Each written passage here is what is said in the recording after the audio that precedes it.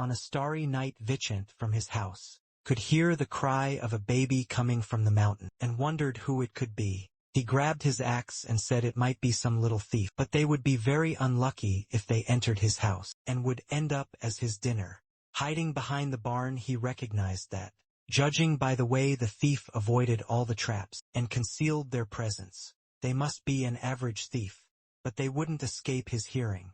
Quickly he entered after opening the door, thinking he would find them in a second. But upon entering he realized there was no one there. The man began to deduce that what he was hearing was a ghostly voice in his mind, one that had been there since he was told he could never have a child. But he was startled to see that there was indeed a baby there. He quickly picked it up and held it close to his face, which made the child calmer until it became completely at ease. A woman entered the barn and asked what all the commotion was about, and upon seeing him holding a baby, she asked why he had it. Vicente replied that this was their child. Years later a story was being read.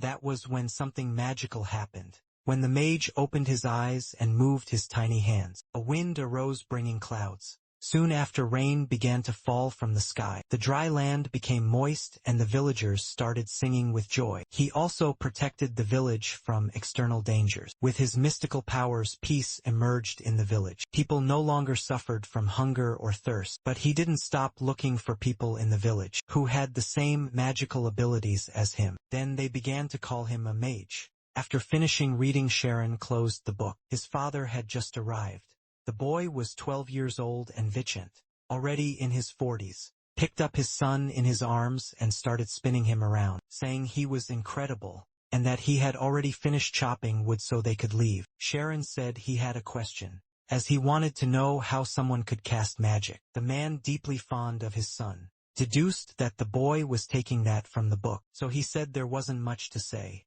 and that if you can bring down a bear with a single arrow, or a tree with one axe strike, that is already magic. Two boys who were playing noticed that Vicente and Sharon were approaching. They talked about how the boy never played when called, because he was always reading books. They also said that Sharon was quite skinny, and didn't even look like his father, but that was because his mother had said. The boy was found after being abandoned for being strange. Vicen could hear all that conversation, and it was making him irritated, because he didn't understand how they could say that about his son. Worried about the boy hearing it or what he might hear, he noticed that Sharon was laughing at the explanation of what magic was. So he said that since he had helped him, they would go to the city together to buy his favorite fruit. And as they walked, he imagined he had failed as a father, even though he saw that Sharon was happy because of everything people said about him. The boy only wanted to know more and more about magic. The next day, in a town in the interior of the kingdom of Thormiacrius, Sharon was amazed by the city, as there were many people in different types of commerce. They stopped the cart, and Vichant told his son to wait for him at his grandfather Martin's shop until he finished what he had to do. He also asked him not to enter any alleys or talk to any nobles. The boy, smiling, said he understood everything. His father then left for his errands.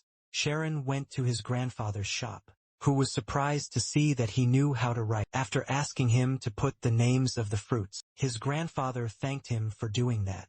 But the boy said it was fine because he wanted to help. Martin thought he was a smart boy, especially for his age. But soon Sharon called him and asked if he knew anything about magic. At first his grandfather didn't understand, and asked if he was talking about movement. The boy said no, it was about how to use magic. The old man starts laughing upon hearing that. The protagonist wanted to hear things that interested children: dragons, heroes, mages, and weapons. The boy held up and showed the book he was reading. Martin said he didn't know much about magic, but there was a place nearby with many books on the subject. He pointed to a bookstore, showing it to his grandson, who became excited. The old man told him he could go there, and once he finished looking around, just come back enthusiastic.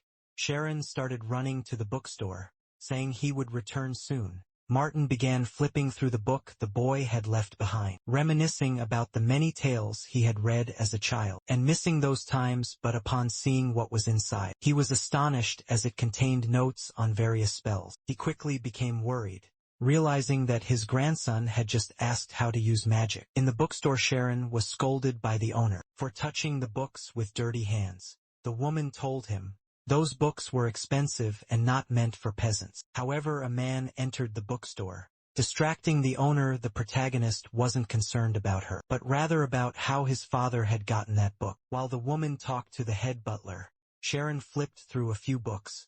With the little time he had after that, he left the bookstore thinking. He had never imagined that reading books could be so difficult. But then he noticed a man carrying a large stack of books. Curious about where he was taking all of them, he started following him suddenly. The man dropped everything to the ground, surprising Sharon, who saw a pile of books and other discarded items. He approached, picked up a book, and realized this was how his father had been getting books. Then he noticed two women nearby holding books, and since they were nobles, he wondered what the difference was between them and himself. His father always told him not to talk to nobles, but he found it strange that they could interact freely. While he couldn't intrigued, he began following the women, until someone placed a hand on his shoulder, and told him that this was not a place for children like him to wander alone, as beyond that gate lay a noble area where only nobles were allowed. The guard asked where he was from and where his parents were. Frightened Sharon replied that his father was nearby. The guard started commenting that the boy seemed strange, and didn't look like he belonged there.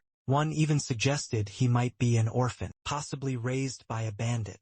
They told him to follow them, but Sharon was faster and started running, leaving his coat behind. The guards wondered where he had gone, as they now had to capture him. The protagonist hid behind some plants, and after a while began wondering if they had left. Standing up, he brushed the leaves from his hair and, looking at his clothes, muttered that he was sure his father would be angry. He noticed his shoe nearby, but as he approached it disappeared.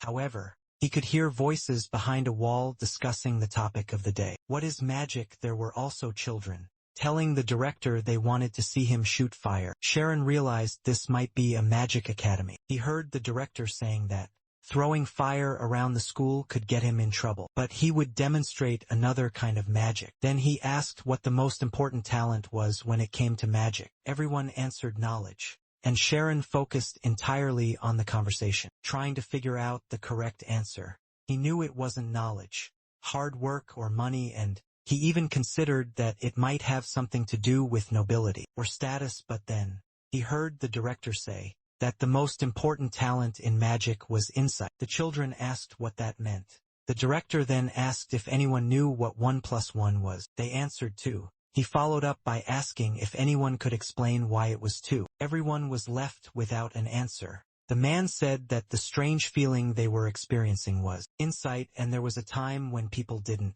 know how to do that calculation. Many academies put in all their efforts to prove, but despite having no concrete evidence, everyone could understand the result that happened, because it was a law of the world, and for that reason they couldn't just learn, but had to grasp the concept. Magic too was a law of the world that existed, and they were able to feel and accept it because of insight. That's why it was more precise and quicker than hard work. The students said that without someone to guide them, a person with insight could turn into a genius. The protagonist was perplexed by this realization, even more so when the director said that those with talent in this area could become mages. Sharon began wondering if he could become a mage, and if he would ever have such a chance. The man then said that the child behind the wall was right, and that he would like to hear his thoughts. The protagonist was surprised, because there was no way he could have been seen from where he was. He hesitated, wondering whether to run or answer, since he was a mess and people might talk about him. Then a thought struck him. If he didn't climb that wall, he would regret it forever. After struggling to get up, he was amazed to see several children sitting beside a master learning. The director of Alpheus Mirai Magic Academy, a 4th class certified mage, asked the boy if he was there to keep the old man company. Sharon finished climbing the wall, and jumped to the other side to get closer. Upon jumping over, he approached the group under a tree. The children told the director that the boy wasn't a noble, and immediately started reprimanding him. Telling him to leave, Sharon was left speechless, but the director laughed and said it was fine, because he wanted to know what had caught the boy's interest. Sharon said he wanted to see magic because he had never seen it before, but had read about it in books. The children called him a liar, saying that no kind of peasant read books. Sharon leaned forward and said it didn't matter what kind of magic it was, he just wanted to see it. The old man laughed and said it wasn't difficult at all, and that he would demonstrate a spell that could create air. Everyone was eager to see it, and the protagonist was also curious about what kind of magic it was. Suddenly a strong wind blew, lifting all the children into the air. They screamed with excitement as they enjoyed the experience. But after a while up there, they started to fall rapidly. The protagonist began screaming in fear, feeling as if he were truly falling. With his eyes shut tight, he cried out in panic. And even after everyone had landed and was laughing, he remained curled up in fear, unaware that he was already on the ground. The director laughed along with the other children and said, "That is magic." Sharon got up and asked what magic really was. The old man searched for a good example, but Sharon quickly said it didn't matter if he didn't understand. He just wanted to hear the truth. The students found that disrespectful, thinking it was rude to talk to the director like that, especially since not even the teachers spoke in such a way. However, the protagonist, a humble child, only wanted an answer.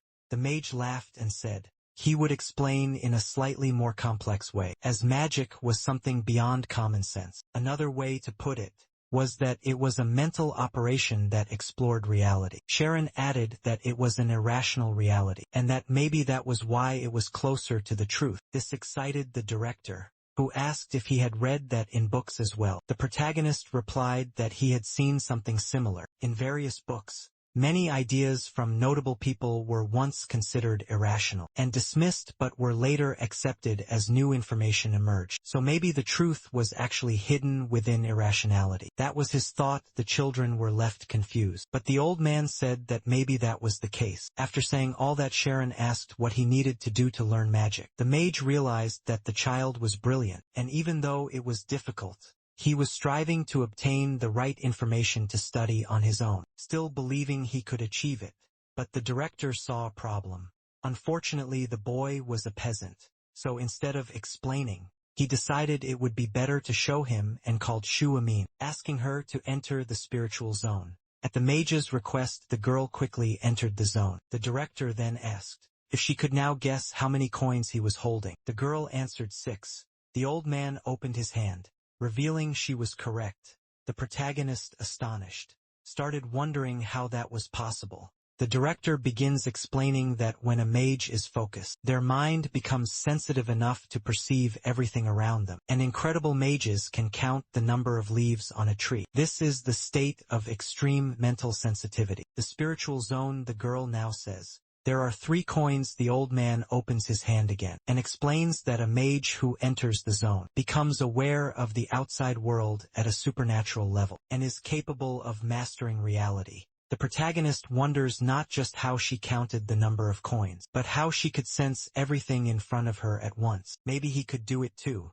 The director says that anyone can achieve that and asks him to try practicing in a quiet place, first feeling and then erasing that feeling. However, although anyone can attempt it, not everyone succeeds when entering the zone. A completely different world from the one they know will appear. He then asks the boy if he understands. Sharon responds that if he can't feel, he won't be able to erase. The old man starts laughing, admitting that the boy keeps surprising him. He then tells him to try right there, because in the end, if he couldn't enter the spiritual zone, he wouldn't be able to learn magic at all. The protagonist concentrates, beginning to feel what he is imagining, that his brain is not just an organ.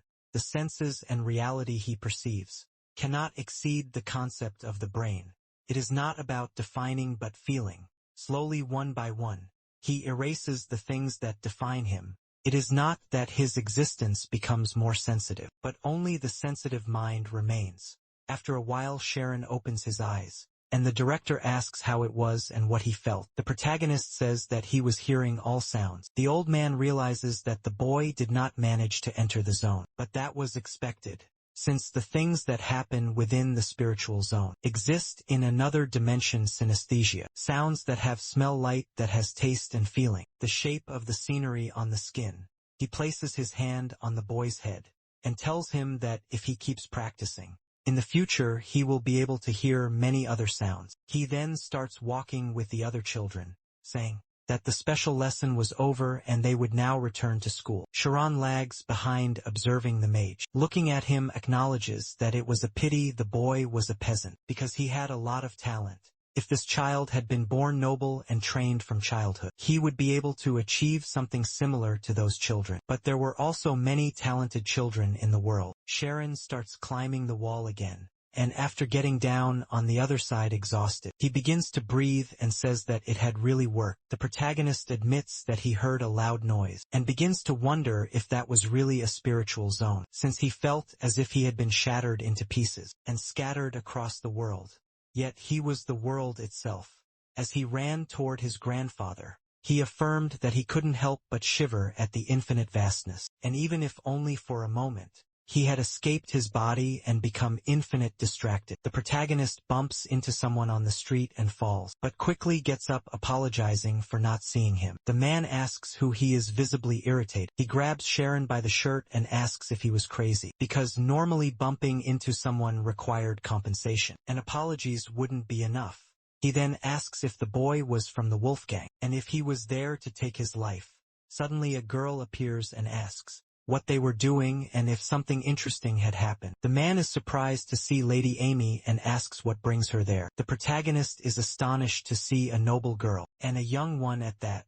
Yuki says that the boy was trying to take someone's life and was being taught a lesson, but the protagonist quickly insists that he only bumped into him by accident. Another thug immediately knees Sharon in the stomach, telling him to stop talking, leaving him on the ground. The men demand to know how they will be compensated, and ask where his mother is, or if she abandoned him after giving birth. They start making jokes about him and seeing his expression change. They ask if he is angry before beginning to kick him, calling him arrogant. The boy tries to protect his head while being beaten, but Amy soon steps in and asks them to stop. She asks the protagonist if he is okay crying. He responds that he didn't do anything and starts moaning in pain. The girl tells them to stop, and asks if they don't have anything better to do. The men say that after beating the boy, they would sell him to a village in the south, since as a peasant there would be no consequences. Sharon is shocked to hear that, and starts thinking about his mother and father, and says that a slave must not have flaws, and that they needed to confirm that.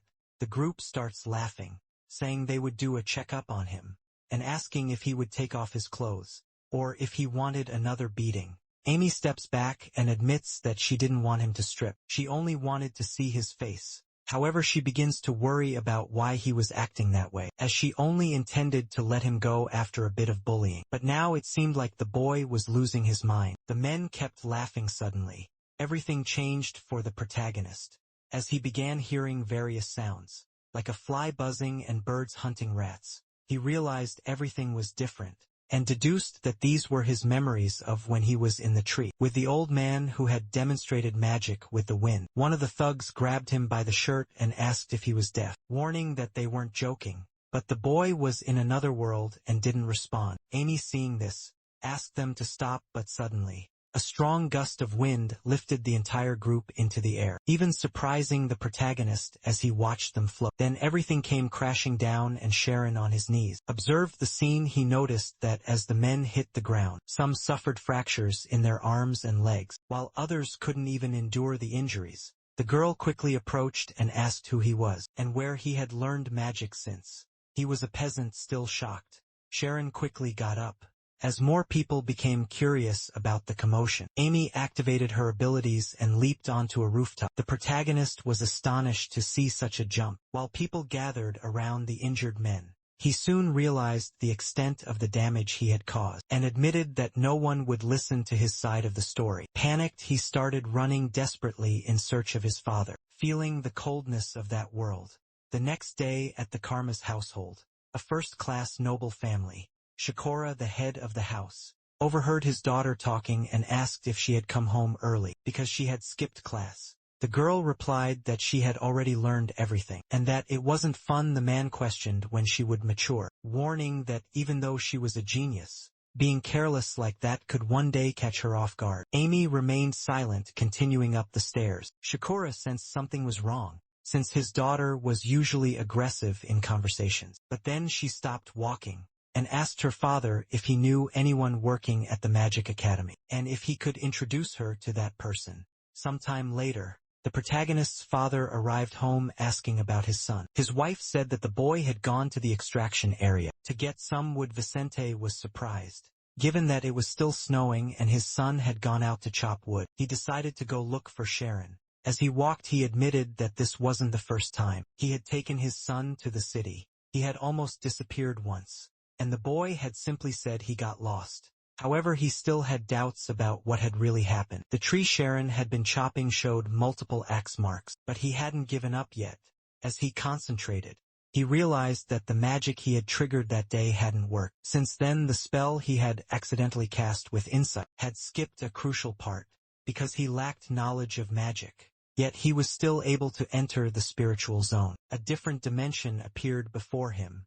While in the spiritual zone, Sharon could feel everything touch, shape, scent. He could perceive every tiny detail of the tree. At once he noticed a glow in the center of the tree, and without knowing what it was, he decided to strike it with the axe. Sensing something striking the tree split into multiple pieces, leaving him astonished. As he had managed to cut it down in a single strike, he knew it was magic. His father, hidden behind another tree, witnessed the scene. Recognizing that it was the thunder strike, he continued watching as Sharon finished chopping the tree into smaller pieces. The protagonist admitted that this was the first time he had succeeded. After hundreds of attempts to cut trees using the magic from that day, Vicente began to cry, holding his son's magic book while watching. But he didn't approach, seeing that his son was focused. The protagonist believed that he didn't need luck, but solid knowledge, and that he should keep repeating this every day, waiting for the opportunity that would eventually come. 3 years later, the protagonist was meditating on a cut tree trunk, but soon stood up and picked up his axe to continue his training. He approaches a tree and touches it,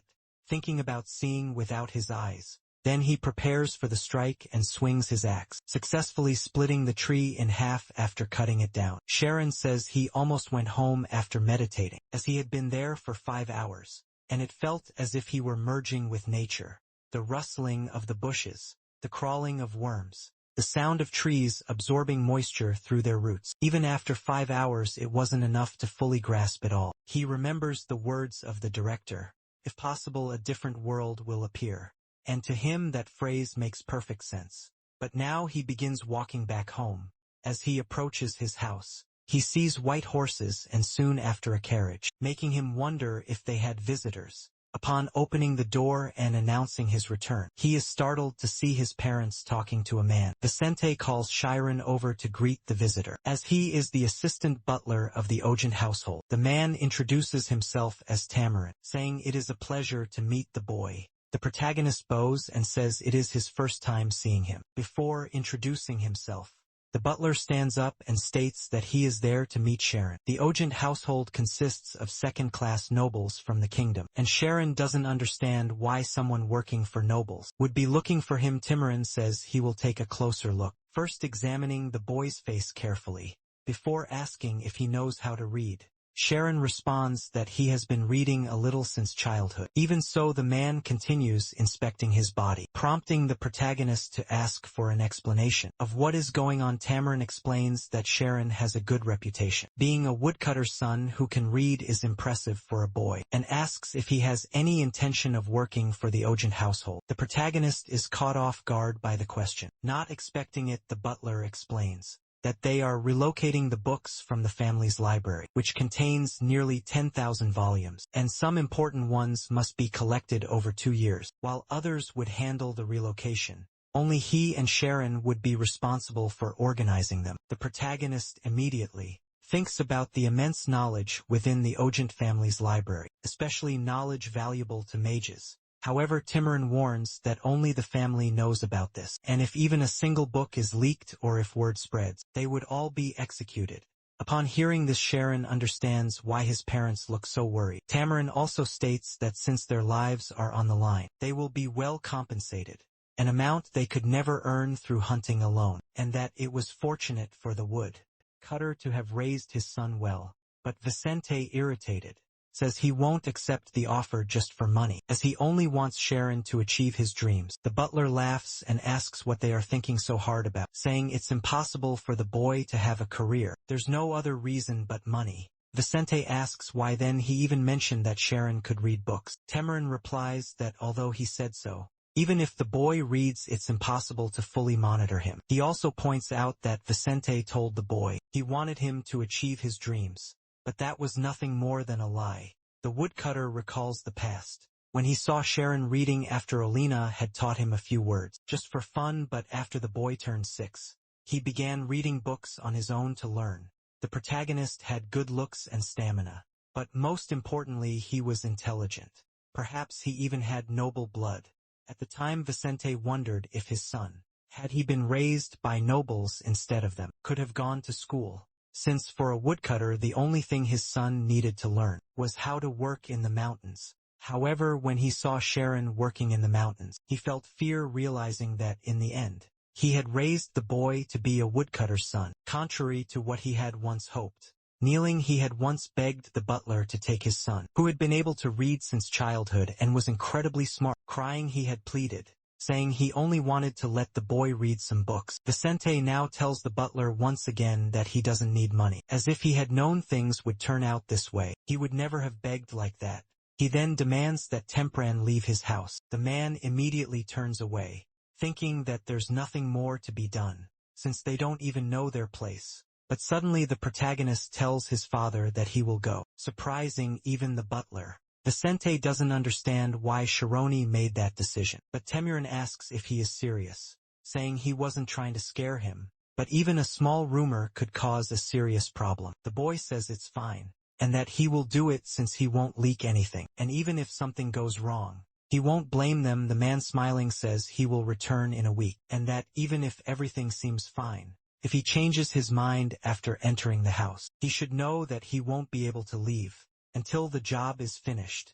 Vicente, desperate, asks Sharon why he accepted such a job and what the reason was, saying that he was being ignorant. He could have just refused, so why take responsibility? But the protagonist begins thanking his father, shocking him even more when the boy says, "This is a great gift." The woodcutter starts crying and embraces him, saying not to worry because he will still protect him. He asks Sharon to go and return, promising to protect the family, so that not a single hair would be out of place. Seeing this reaction, Vicente feels that for the first time he has acted like a true father. While Olina can't stop crying at the scene, everyone is emotional as this is Sharon's dream. A week later, a man asks Vicente to sign a contract, and after signing, the knight quickly takes his son to the castle, saying everything is fine and that they are just in a hurry. They get into the carriage and the men stare at the boy, who, despite focusing, can still hear his parents crying as he leaves. He even tries to reach out to them through the spiritual field, but as the carriage rocks,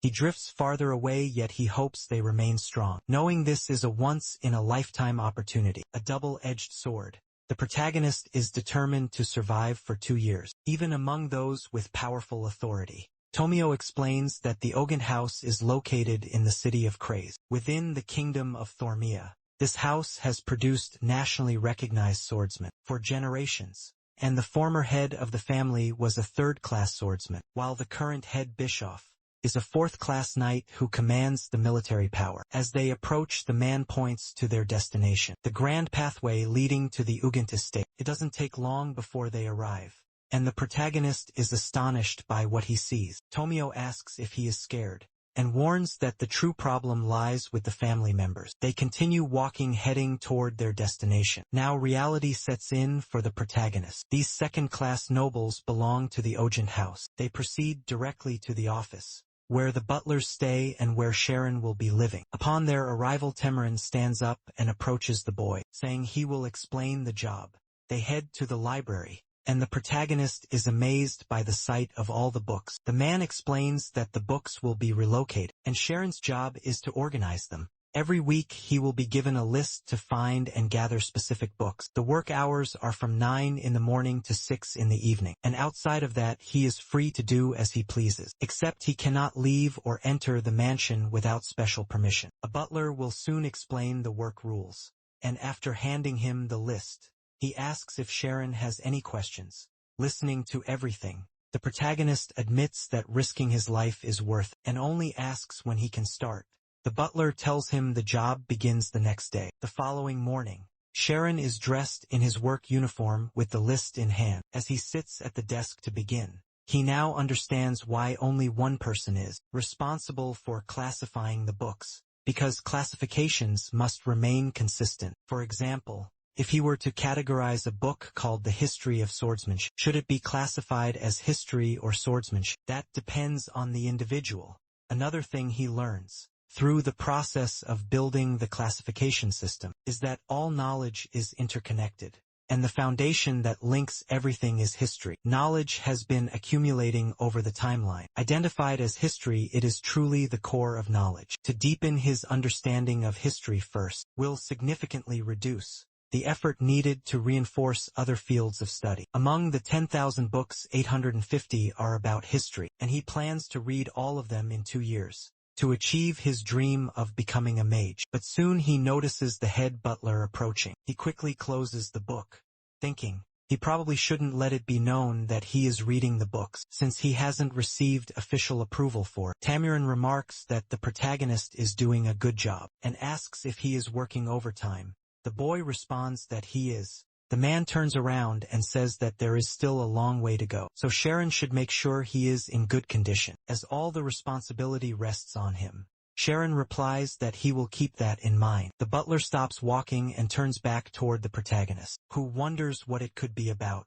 As he gets closer, Sharon starts thinking that he might have been caught reading the books, but the man instead tells him that workers aren't the only ones who come to the library. The head of the family and the young masters visit as well, and while brushing off Sharon's clothes, advises him not to diminish the family's dignity by neglecting his appearance. He also points out that Sharon should do something about his long hair. Tense, the protagonist replies that he will take care of it. After the head butler finishes speaking, he leaves, and Sharon feels relieved that it was only about his appearance. He realizes that, for the next 2 years, he will have to stay on his toes and be careful not to get caught. Late at night, the protagonist is still reading books, and thinks that, on top of everything else, the biggest challenge is how difficult it is. Names like the Order of the Three Empires and the Seven Kingdoms are too much to understand and memorize, and he knows he needs to deeply comprehend each line. But after so much effort, he eventually falls asleep over the books at the desk. Suddenly Terra Moon appears and picks up the book Sharon was reading. He calls him an idiot for reading the same book for 2 weeks, and wonders how he still thinks he can get ahead in life by studying. However, he admits that if Sharon had been reading practical books, he would have banned him from the library.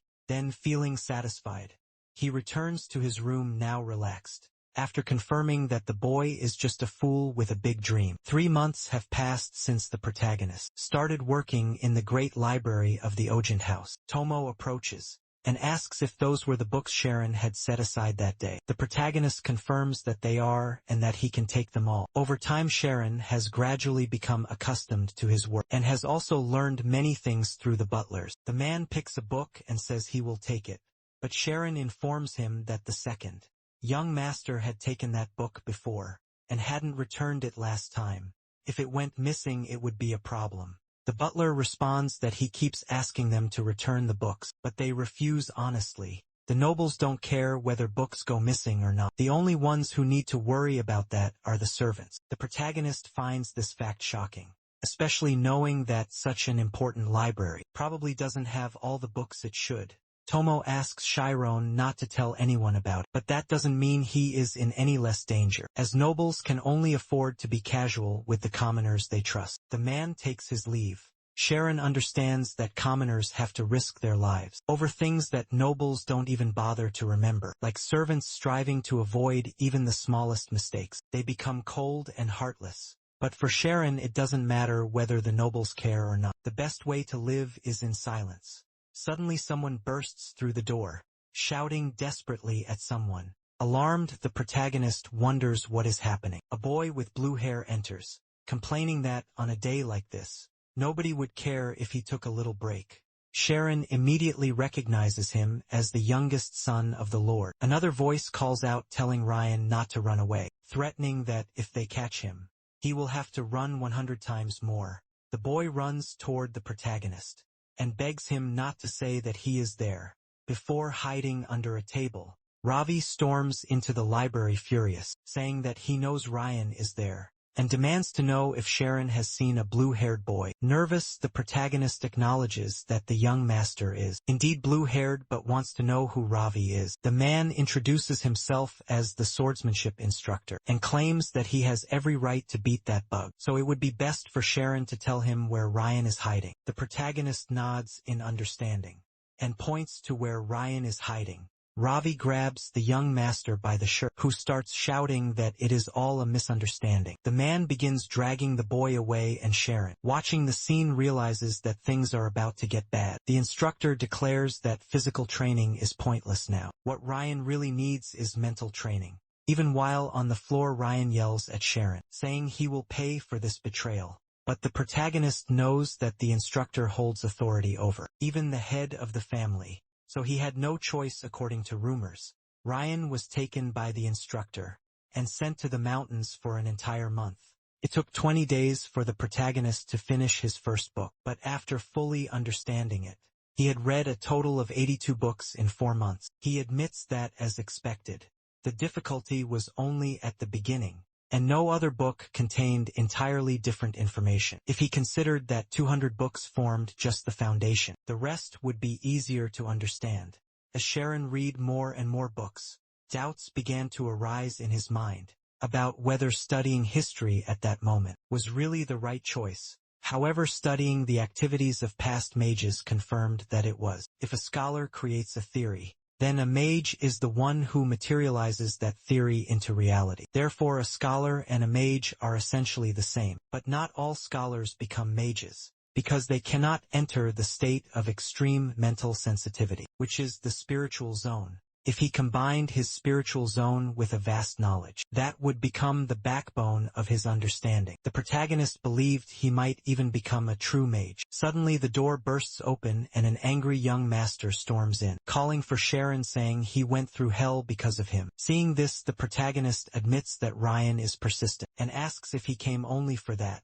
The blue-haired boy approaches and confirms, asking if Sharon had any idea what he had gone through. He had to climb a mountain multiple times, and each time he felt the urge to give up. But what kept him going was his desire for revenge. Hearing this, the protagonist realizes it was worse than he imagined, and that Ryan's anger was immense. Enraged, Ryan says he asked for a favor and trusted him, yet he was betrayed, which made him a coward.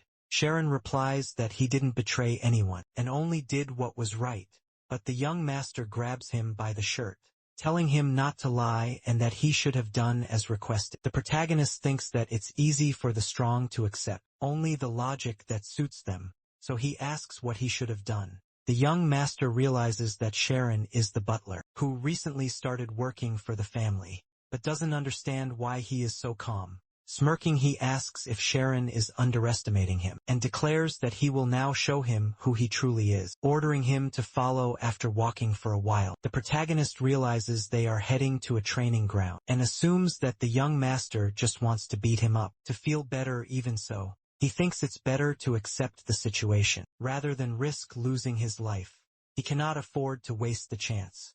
His parents risked their lives to give him. Ryan tosses a wooden sword to Sharon and tells him to pick it up. The protagonist is surprised to see the training weapon, but the young master immediately tells him to prepare for a duel, since he isn't a coward. The price for underestimating Ryan is to face his sword. The protagonist argues that he didn't commit any cowardly act to deserve such a punishment. Ryan insists that as a servant of the Ogent family, Sharon should have protected them. But instead he ratted him out to the instructor, because he was afraid of being beaten. Someone who wanted to protect himself had to suffer instead, and yet Sharon refused to stand by him. The protagonist notices that the young master's gaze has changed as he continues speaking, saying that no matter how much his family ignores him, Sharon had no right to do the same. Now they were going to fight, and since there was such a difference in skill, he would let Sharon make the first 3 attacks. The protagonist acknowledges that the wooden sword is sturdy, and wonders if breaking a bone would get him sent home. He begins considering his options, but quickly makes up his mind. Since he has 3 chances, He will give it a try. He launches his first attack, but Ryan deflects it with ease, making Sharon recognize his strength.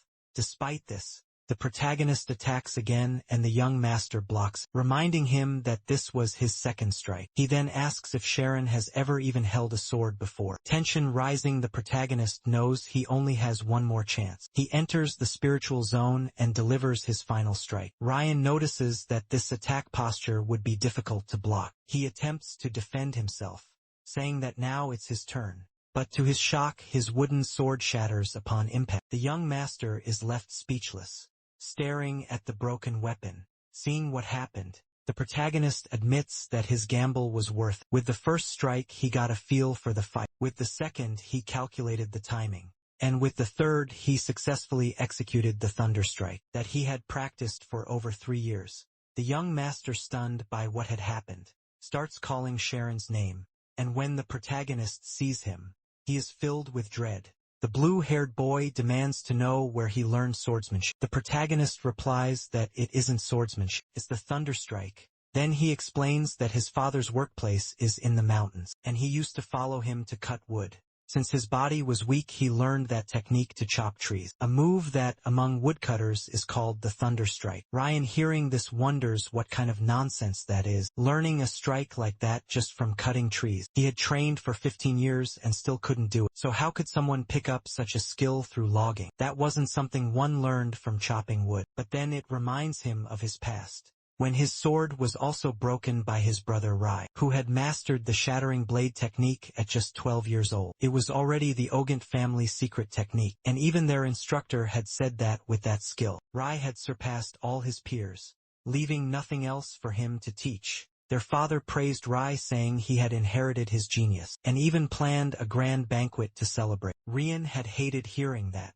as he was the only one who couldn't keep up with his brother. And now, looking at Sharon, he was starting to see him as Rai Ogant. The young master begins shouting that he cannot accept this, but the protagonist asks if he had been disrespectful in some way. Ryan tells him to shut up, which puts Sharon on high alert, as the blue-haired boy unsheathes a real sword, before quickly putting it back and tossing it to the protagonist, telling him to take it since both wooden swords had been destroyed. Their duel was not yet over, and since Sharon had managed to learn that skill, he should be treated accordingly. In 1 month, they would fight again, but this time using real swords. The protagonist simply bows and, looking at the weapon, realizes that he could actually lose his life now. So he asks Ryan to think twice about this, since he has never learned swordsmanship. But the blue-haired boy replies that this is exactly why he is giving him time. If he was talented enough to learn that skill, he would find a way. Running away wasn't even an option, because he would have to face Ryan at least once. The next day in the library, the protagonist is still in shock, but understands what happened. The Ogant family is unique because of their hereditary black and blue hair. The head of the family, Bischoff, who has black hair, had 3 sons and a daughter. The eldest son, who has black hair, is a 6th-class swordsman. The eldest daughter, who has blue hair, also demonstrated incredible talent, but she chose the path of music and became a pianist. The second son, Rai, had black hair and was widely recognized as a genius, unlike his black-haired siblings who displayed natural talent. Ryan did not. Everyone working in the mansion knew this story. An instructor had been brought in to evaluate him, but he had no talent. The protagonist begins to feel that he made a huge mistake. He should have just taken the hits, as he never imagined he would wound the pride of someone who had spent his entire life comparing himself to his siblings. Sharon had thought all nobles were extraordinary, and admits that if it weren't for the books, he wouldn't have had any reason to risk his life. But he knows that if he dies, his parents will be devastated. However, he quickly recognizes that he doesn't have time to dwell on this. His goal is to become a mage. Since he grew up in the mountains, he is confident in his endurance, and believes that if he learns some kind of defensive technique, he can survive. In truth, he just needs to do whatever he can. Meanwhile, Ryan is training relentlessly, and his instructor comments that this is his 100th lap, and that he has broken his own record. Seeing his performance, the instructor wonders what could have happened to make him train so hard.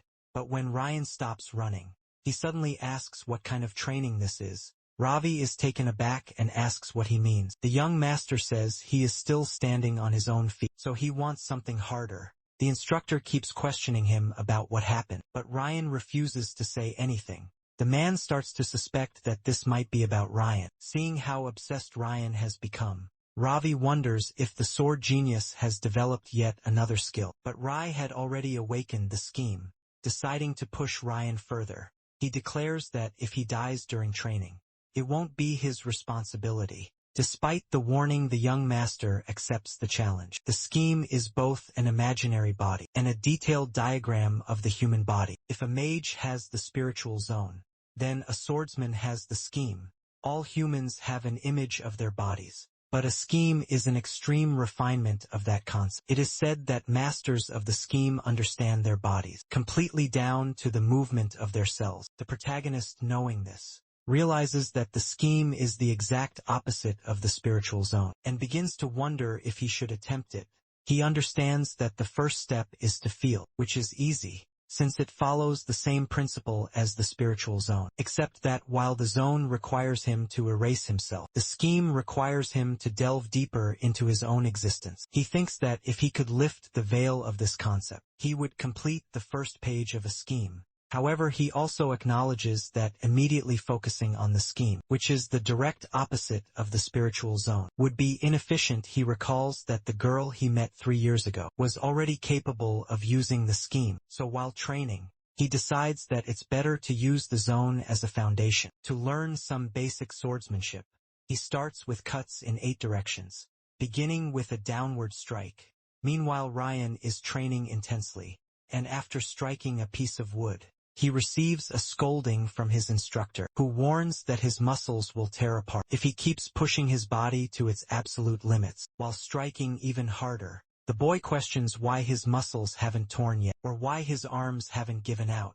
Seeing this, Robbie begins to worry, but Ryan only wonders why he still can't use the scheme. The instructor approaches, grips the training staff and tells him to stop for the day. The young master lets go of the weapon and listens to his teacher. After training, Ravi applies ice to Ryan's back and asks what he was thinking by pushing himself like that. The boy replies that his arms are completely destroyed now. The instructor tells him to understand that he has never written in any report that Ryan has talent. The young master responds that this is exactly why he is giving his all in training. The instructor says that despite everything, he still believes Ryan is good at something, and asks if he has never considered that possibility. But Ryan insists that he is bad at everything he does. The instructor tells him that this is precisely why he is not a genius. The boy, frustrated, asks him to stop saying that he already knows that. But Ravi explains that true geniuses understand what they are good at, which is why their hard work is always a guaranteed effort. What these geniuses truly fear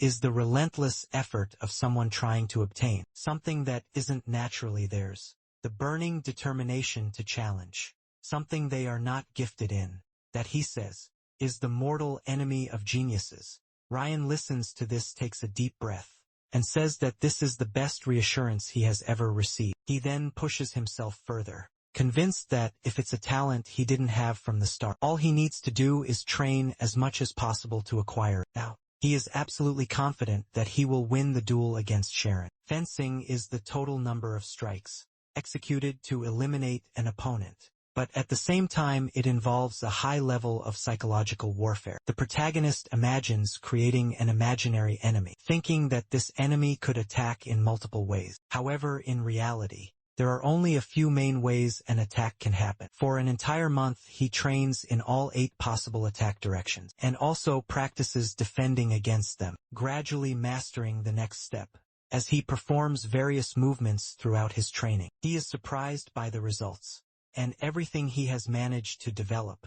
After finishing, he starts laughing, realizing that this is the path swordsmen have chosen. He acknowledges that the world of the sword is truly infinite, just like magic. As he puts away his sword, he apologizes to his parents, feeling that he might not be able to return. Yet he has no regrets, even though this path is filled with crossroads that place him between life and death.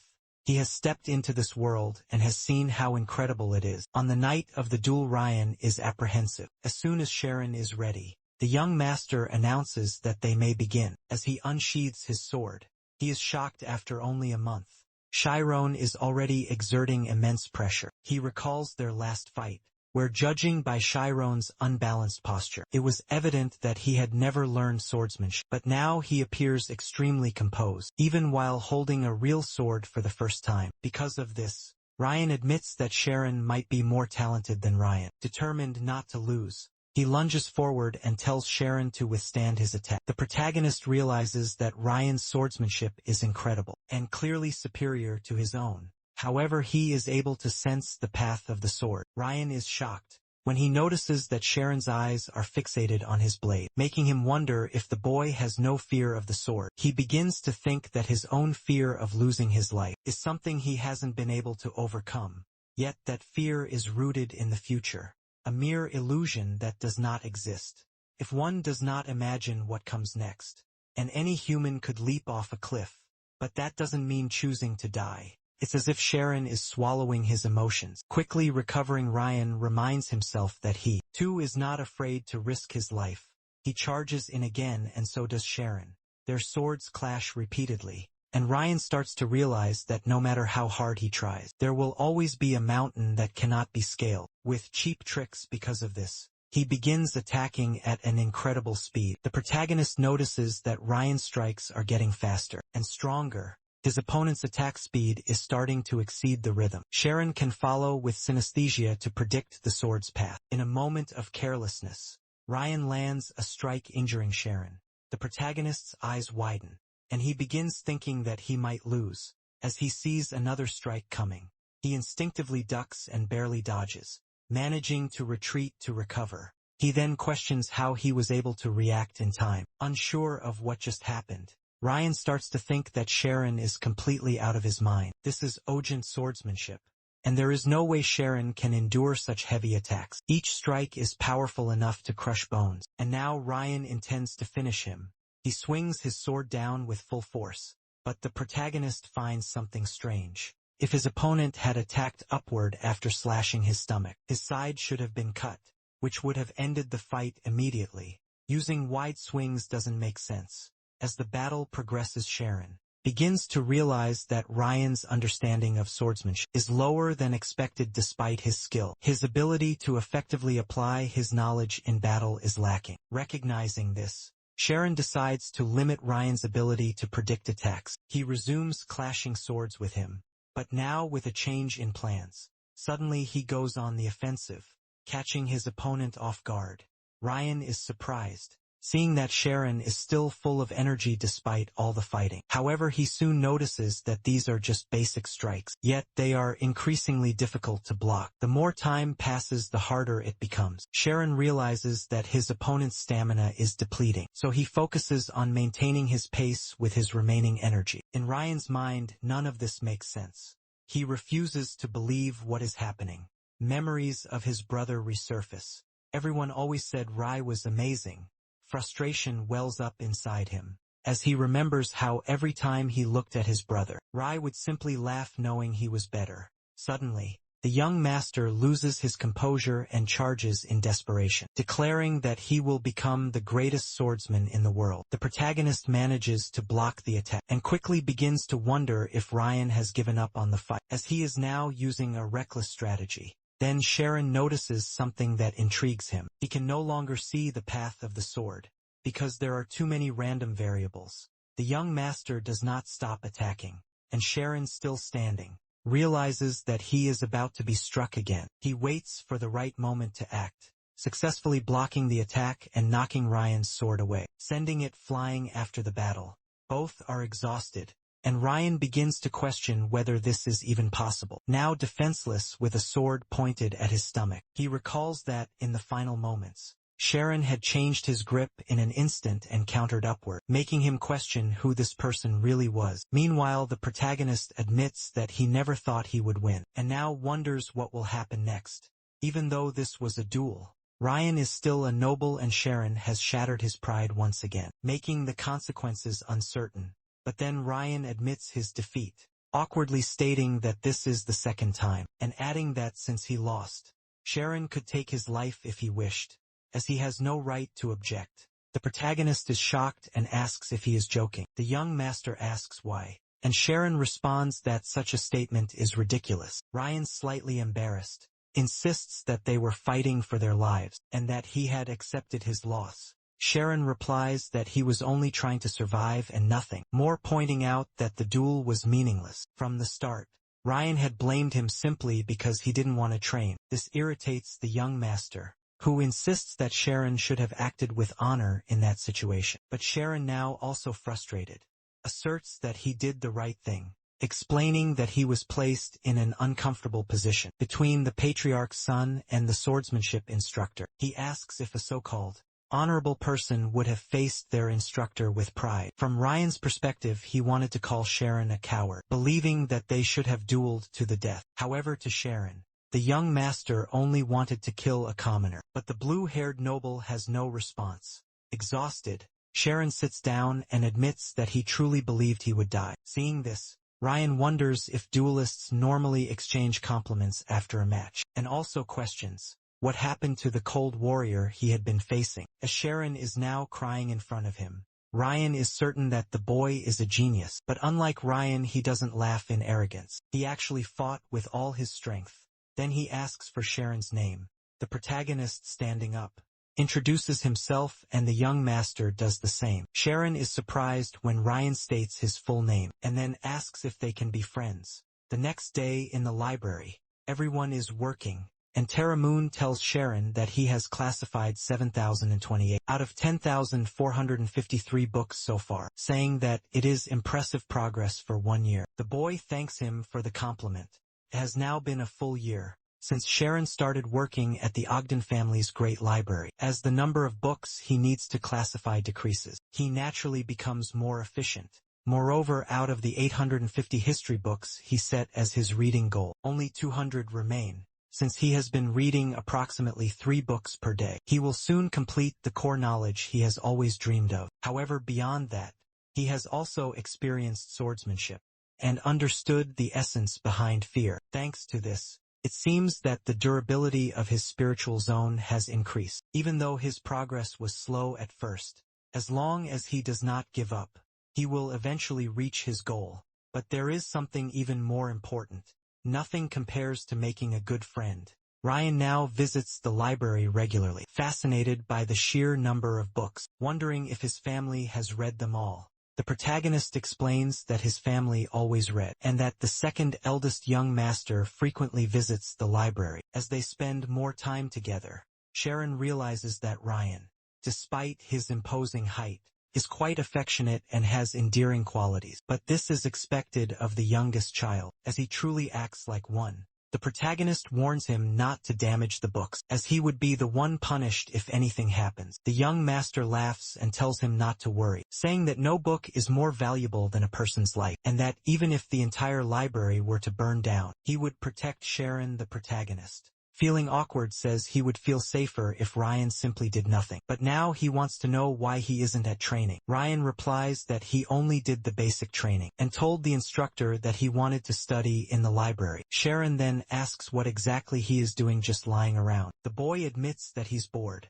The protagonist understands that it's not as if the young master is lazy. He is like fire once ignited. He cannot be stopped and given an opportunity. He will burn again 10 minutes later. They sit at the table, and Sharon says that since Ryan is there to study, they will do just that. But Ryan asks whether Sharon really needs to read so much just to become a mage. The protagonist replies that he does, and in fact he is already behind. However, now that he has read 600 history books, he knows most of its contents. The young master is always impressed by this, and wonders how Sharon manages to read so quickly. On top of that, despite being the same age, Sharon is much more mature. Ryan begins reading and, to his surprise, finds the book quite enjoyable. The protagonist, meanwhile, starts reading a swordsmanship book whose preface states, "I am sure you have wondered at least once, if a swordsman and a mage fought, who would win? To find the answer, I searched the world, and when I close my eyes even now, I can see glimpses of Mount Artusna, which stands 6,000 meters above sea level. On that mountain there exists a carnivorous tree that devours birds." In the middle of his reading, Ryan complains that the book is boring, but Sharon disagrees, saying he finds it interesting. The young master argues that it makes no sense, as it doesn't contain any illustrations of swordsmanship or techniques. The protagonist can't believe what he is hearing, and asks who the author thinks would win. As they debate the book, Rai suddenly appears, and declares that the swordsman would obviously win, startling both of them. Sharon quickly stands and bows to the young master, while Ryan, confused, asks how Rai could be so certain. The protagonist can't believe that Ryan didn't even hear him enter, given that he was so focused on their discussion. Ryan picks up a book and, after listening to their conversation, comments that a butler speaking so candidly to a noble son would normally result in more than just a whipping. Ryan laughs and asks his brother if he only gave that answer because he himself is a swordsman. Ryan says he didn't expect Ryan to take the question so seriously, and tells him to simply look at the status of swordsmen and mages across the continent. Ryan retorts that they are talking about an actual fight, not status. Rankings don't determine battles. But Ryan ignores his brother and instead calls Sharon, asking for his opinion. The protagonist, startled, starts to wonder about Rai's intentions. He has always found the young master difficult to read, and now that his mind is preoccupied,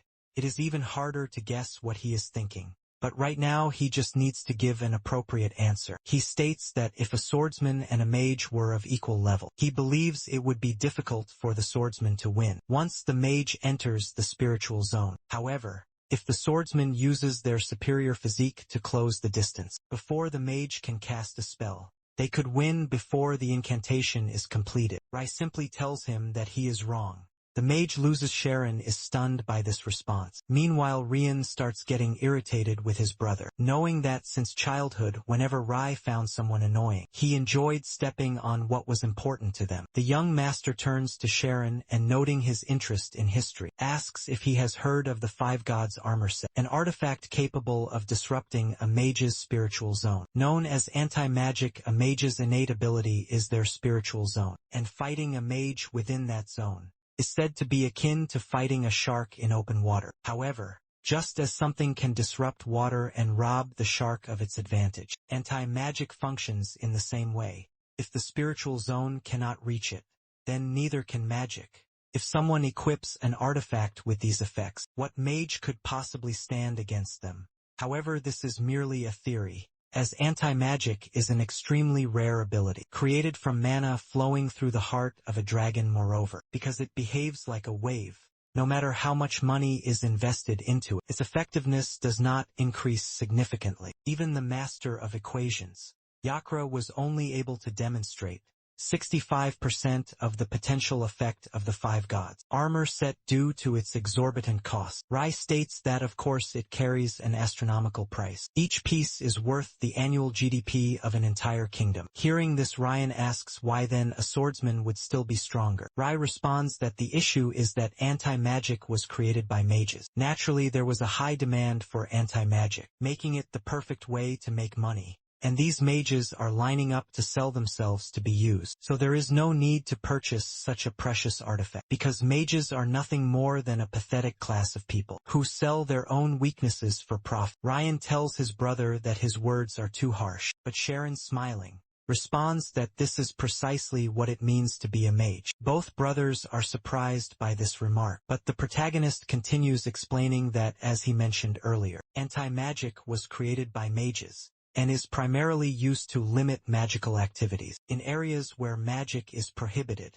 It is also effectively used as a training accessory in magic academies. While anti-magic can be used against mages, it is ultimately considered the fruit of intelligence, willingly sacrificed for the greater good of the world. Because of this, Sharon finds it difficult to claim that a swordsman is inherently superior to a mage based solely on this factor. Rai, impressed by the response, becomes irritated when he sees his younger brother laughing at him. Frustrated, he shouts that ideas and reality are completely different, and that regardless of any argument, the undeniable truth is that a mage cannot win a fight against a swordsman. Both boys laugh at his reaction, while the protagonist, slightly embarrassed, admits that he thought he was going to lose his life. For a moment, Ryan, still laughing, tells Sharon that this is incredible. It's the first time he has ever seen his brother react this way. However, Sharon knows that, just as Rai said, ideas and reality may differ, Even so, the exploratory mindset that tirelessly conducts experiments, even on its own weaknesses, is not something that exists solely for the world's benefit. 6 months later, after finishing his task, a butler reports to Terriman. Once the report is complete, the head butler sips his tea and remarks that they finished earlier than expected. Ronan comments on how incredible it is that the library relocation was completed 6 months ahead of schedule, and expresses relief that books that had been left untouched for 20 years have finally been classified. He wonders if they could extend the contract under some pretext, but the head butler dismisses his suggestion, saying that of all people, he should know better than to speak nonsense, and should simply focus on his own work. The subordinate apologizes and leaves, while Terriman continues sipping his tea, lost in thought about Sharon, who never stopped reading. The protagonist found book classification to be a simple task, but sorting a book after reading hundreds of its pages was an entirely different experience. It felt like a dream finally realized. Suddenly Ryan bursts through the door, calling for Sharon. He had heard that the boy had finished his work but had not gone home. Seeing him still reading, he asks if he really finished smiling. Sharon replies that he has, and that there is nothing left for him to read, at least on that side of the library. The young master approaches and embraces Sharon, telling him that he is incredible and that he really did it, continuously congratulating him on his achievement. The protagonist then hesitates before asking if he could visit Ryan's house. The young master is surprised by the request and asks if it is really so shocking. Getting emotional, Ryan says that Sharon had always hidden their friendship, which made him a little sad. But this request was beyond anything he had expected. Seeing his reaction, Sharon admits that he also regrets, as their main meeting place had always been the library, leaving them with little time together. Ryan would always bid farewell to everyone by wishing them good work. The protagonist notes that this is how they have lived all this time, and now he is simply curious to see how his friend lives. The next day, the young master invites Sharon to his home, as his entire family is away. As they approach, Sharon is amazed by what he sees, but soon starts to feel that the place is somewhat intimidating. He then asks if they can enter through the front door. Ryan reassures him that there is nothing to worry about, since his family is gone. As they climb the stairs, the protagonist notes how silent the place is. Then he spots a massive door, the entrance to a bedroom as large as his entire house. Now seeing it up close, Sharon acknowledges that Ryan truly comes from a wealthy family. The young master then begins showing him his room. Sharon is amazed by what he sees, as this is the smallest room at the very end of the hallway. Entering, he asks if this is a training center. Given the number of weapons inside, it looks more like a small lodging area one would use after training. This is where Ryan lives. It doesn't take long before they start playing a game, and while Sharon remains calm, the young master begins to grow tense. Frustrated, Ryan throws his cards into the air, declaring that he won't play anymore because he keeps losing. He then accuses Sharon of cheating by using the spiritual zone, but the protagonist explains that Ryan has a habit of pushing his card forward slightly whenever he picks an ace, and the time he takes to place bets on pairs is also revealing. Ryan, surprised, asks how Sharon figured that out. The protagonist explains that observation often yields better results when one isn't obsessively focused on something specific. By not fixating only on minor details, it becomes possible to predict a person's intentions. The young master struggles to grasp the idea of looking at the bigger picture, rather than focusing on small things, so he asks if this could help him awaken his scheme. Smiling, Sharon replies that it might, since it ultimately helped him enter the spiritual zone. Ryan admits that he feels as though he understands, yet at the same time he doesn't. Sharon finds this amusing and asks if he can borrow a book, since he is tired of reading history books, and seeing a work of fiction for the first time in a while would be refreshing. But then he notices that Ryan has fallen asleep on the table. Checking the clock, he remembers that Ryan had mentioned his family would return in the afternoon. Suddenly he hears the sound of a piano, and immediately recalls that there is only one person in the mansion who could be playing it: Raina Ogant, the court pianist and Ryan's older sister. When she spots Shironi watching her, she asks how he liked her sonata. Caught spying, the protagonist steps into view and awkwardly says that it was quite nice. Raina remarks that this is the first time she has seen him here, and asks if he is a new servant. Sharon confirms that he is, and explains that he has been in charge of classifying the library for a year now. Reina realizes that he must be that child, the one she had heard about. She acknowledges that he must be very intelligent, as not just anyone could handle such a task. Then she asks if he has ever played the piano before. Sharon hesitates and says no, lowering his guard slightly. However, he remembers that Reina is someone who uses the scheme for playing music, and Ryan has described her as the person with the worst personality in the family. So he sticks to his answer, saying he has never played. The young mistress invites him to sit beside her, offering to teach him. Sharon starts feeling uneasy at the idea of sitting so close to her, but Reina reassures him, saying that no one will reprimand him. She has given him permission. Sharon notices how insistent she is, and realizes that he isn't in a position to refuse. Besides, he might never have another chance to play the piano. Reina begins by showing him the keys for do, re, mi, and explains that the symbols on the sheet music represent notes. She then asks him to try pressing all 3 keys simultaneously. As he follows her instructions, the protagonist is amazed by the resonance of the sound. After playing for a while, Sharon apologizes if he is asking too much, but he wants to play a little longer. Reina assures him that it's fine. The protagonist mentions that he might not be producing the best sounds, but smiling, the young mistress tells him that this is always how it starts. Then she wonders if he already knows any chords beyond what she has taught him. However, as Sharon starts playing, Reina finds it amusing he is completely off-key, but she notices that despite making mistakes, he shows no hesitation when pressing the keys. She debates whether she should stop him, as his playing is undeniably strange, but then she realizes something. He is perfectly harmonizing the sounds, as if trying to completely replicate the essence of her performance. From earlier, the protagonist has started using the spiritual zone to play, recalling every sound he had just heard. Reina becomes more and more surprised, noticing that his accuracy is improving rapidly. When Sharon finishes playing, Reina, deeply impressed, wonders what she just witnessed. This wasn't a proper performance, yet his insight was flawless. She starts questioning why someone like him is merely a butler. Sensing something is wrong, the protagonist apologizes, thinking he has made a mistake. But before anything else can happen, Ryan bursts into the room and tells his sister to stop being so noisy. Annoyed, he accuses her of being hysterical, but then freezes when he sees Sharon. Reina asks if they know each other awkwardly. The protagonist replies that they don't. Ryan, displeased by this response, is clearly unhappy, but before Sharon can explain further, the young master declares that Sharon is his friend. Sharon is surprised to hear that, but the blue-haired boy tells him to relax, as his sister, despite her bad personality, doesn't care about such things. The protagonist is still struggling to understand the situation. Reina approaches and reassures him, saying that if they are friends, it's perfectly fine after all.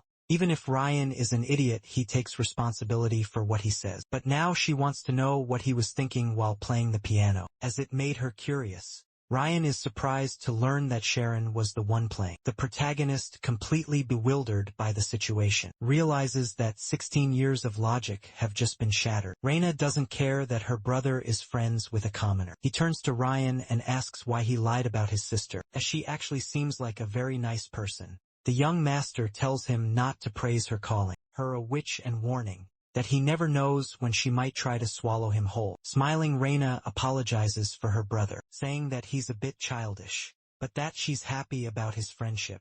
Sharon responds that there's no need to apologize. He should be the one feeling happy. Reina then calls him adorable, and Ryan seizes the opportunity to ask why Sharon doesn't just stay and become part of their family. Hearing this, Reina playfully asks if he likes Sharon so much that he would leave him with his older sister. The blue-haired boy immediately clarifies that she isn't the problem, but before he can finish, Reina grabs Sharon by the shirt and throws him to the ground, scolding her brother for always brushing this topic aside. The protagonist watches the scene unfold, thinking that the more he understands nobles, the more confusing they become. After their scuffle, Ryan asks his sister what she's doing here, as she should be on vacation. Reina asks if he hasn't heard that Rai is about to obtain his license certificate, and that she is here to retrieve it. The young master groans, saying that the gap between them is really huge. The license certificate is a standard requirement for mages and swordsmen recognized not only within the kingdom, but across the entire continent. Of the 1,000 people who took the test last year, fewer than 30 passed because of this. There also exists the non-certified license. If one graduates from a special institution approved by the kingdom, such as the Alpheus Magic Academy, they become a non-certified 10th class mage, and by earning achievement points, they can rise in rank. However, where there is honor and wealth, people flock like ants to sugar, and even the non-certified license remains in high demand. This is the test that Ryan will be taking at the age of 18. Ryan sighs, admitting that being a genius changes everything. Seeing her brother's frustration, Reina says she will prepare dinner, and since the ingredients are royal seafood, she should be the one cooking.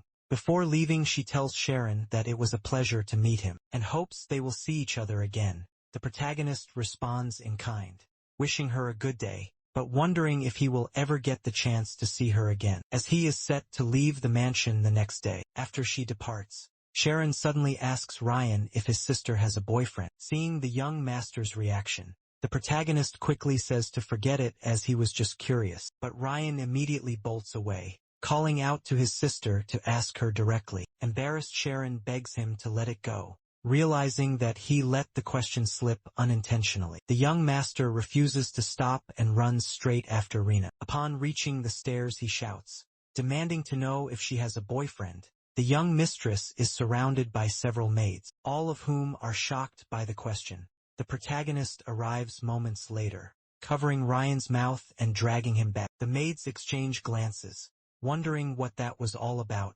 Rena, slightly flustered, laughs it off as a joke and resumes her walk to the kitchen. Meanwhile, after removing poison from the ingredients, Louis, one of the butlers, watches the entire scene from behind a wall. He turns to Hannes and asks if the young master had brought a guest that day. The subordinate responds that he isn't aware of anything. The man remarks that the name Sharon sounds familiar. Suddenly remembering something, he immediately instructs Haynes to summon Turmon to his office. The next day, deep in the forest, Ryan is training. His instructor grants him a 10-minute break and observes that the boy is in good condition again. The last time he trained, he barely had any time to rest. But things are bound to change once Ryan goes to Rail Palace. After all, the problem lies with the scheme.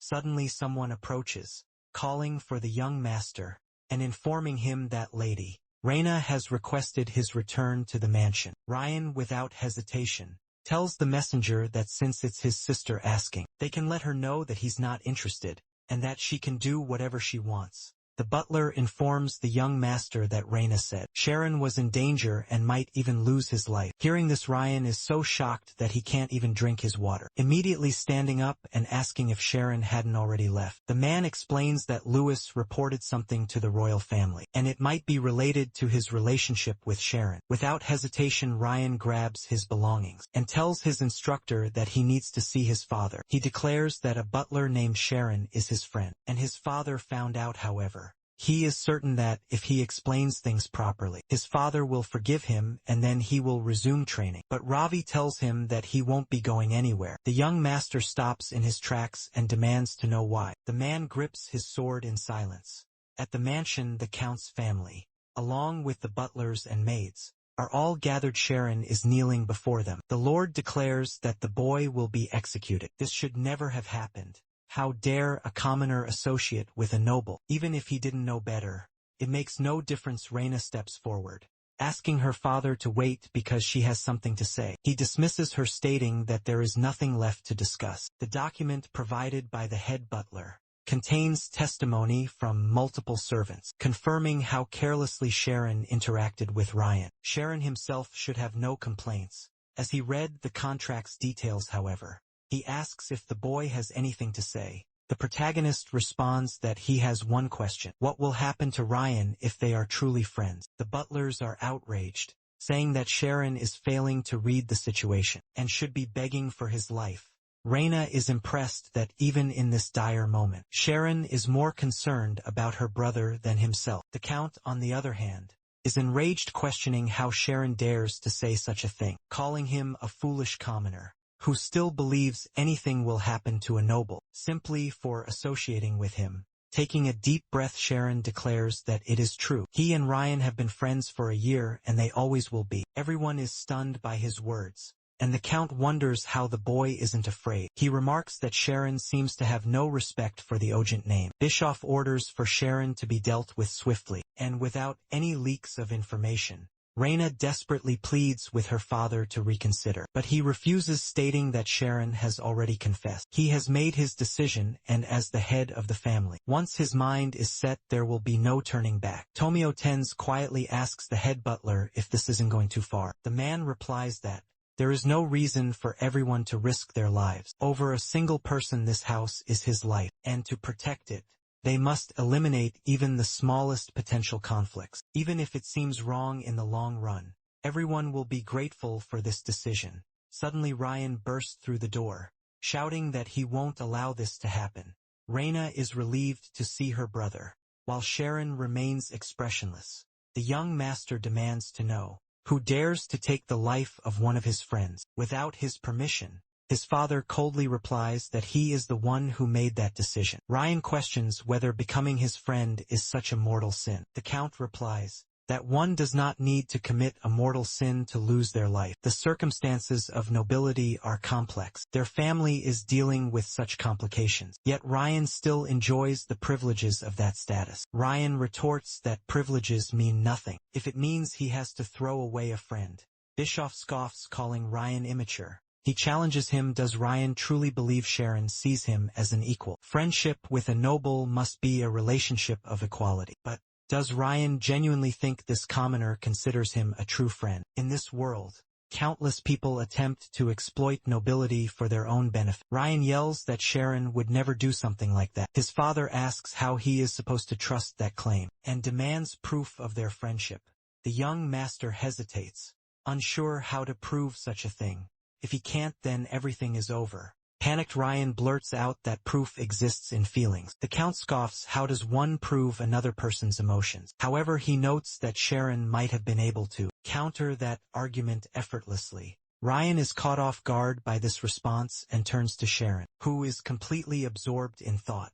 It's the same look he had when they dueled, the focused expression he always had when discussing how not fixating on small details could yield better results. Sharon had repeated that concept many times, even during games. If that logic applied here, then maybe, just maybe, he could reveal his true intentions. Ryan begins to think about the person standing before him. His father, a second-class noble, head of the Ogent house-bearer of the official black-haired lineage, a fourth-class certified knight. But soon, he realizes that this is not just an argument between father and son. This is a battle of swords. 30 minutes earlier, when he was with his instructor, he was furious that he wasn't allowed to help his friend. Ravi asked if he was talking about the boy working in the library, even though he was a commoner.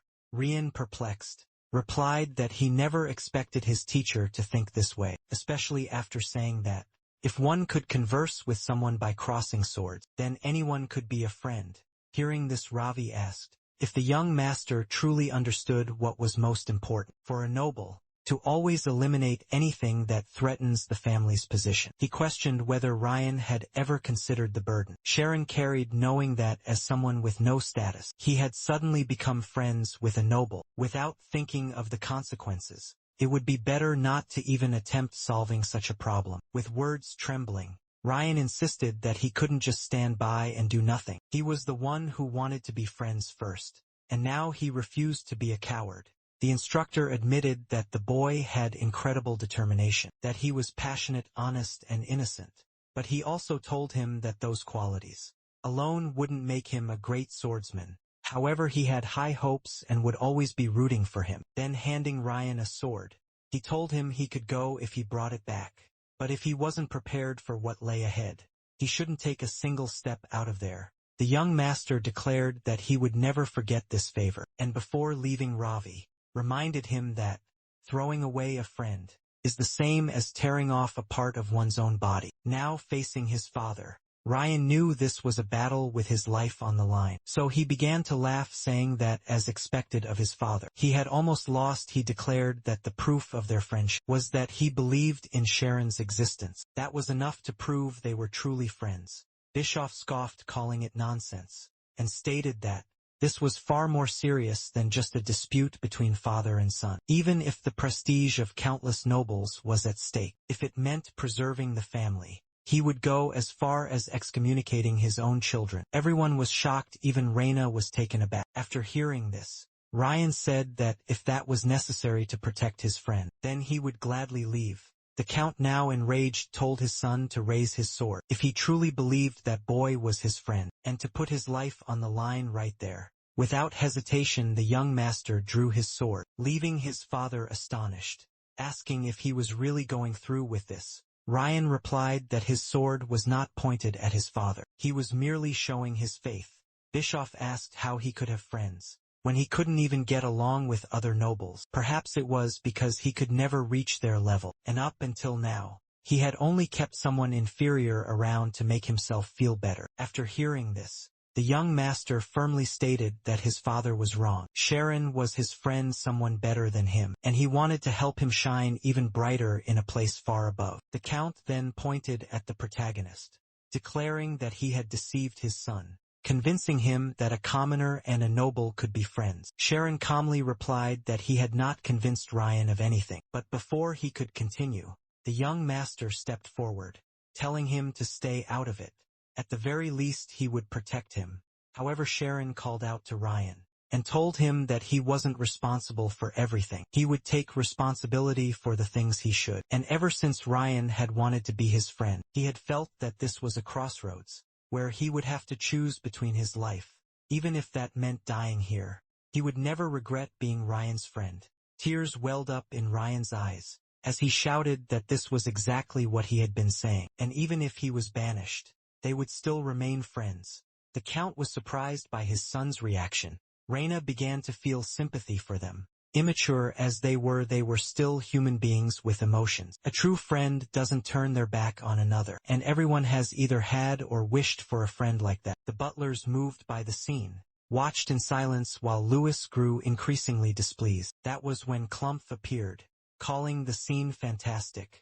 Reina was delighted to see her grandfather, who remarked that he never expected to witness such a spectacle. In his old age, youth was truly wonderful. The girl began to feel reassured, thinking that everything would be fine now, while the Count turned to his father, commenting that he thought he would take a few more days to arrive. Clump chuckled and responded that he had arrived early because his friend had run away with a young maiden. The protagonist was shocked to see that man, the general of Thormia and a third-class swordsman, Ryan's grandfather, who remarked that the place was as noisy as ever, and that youth was truly a beautiful thing.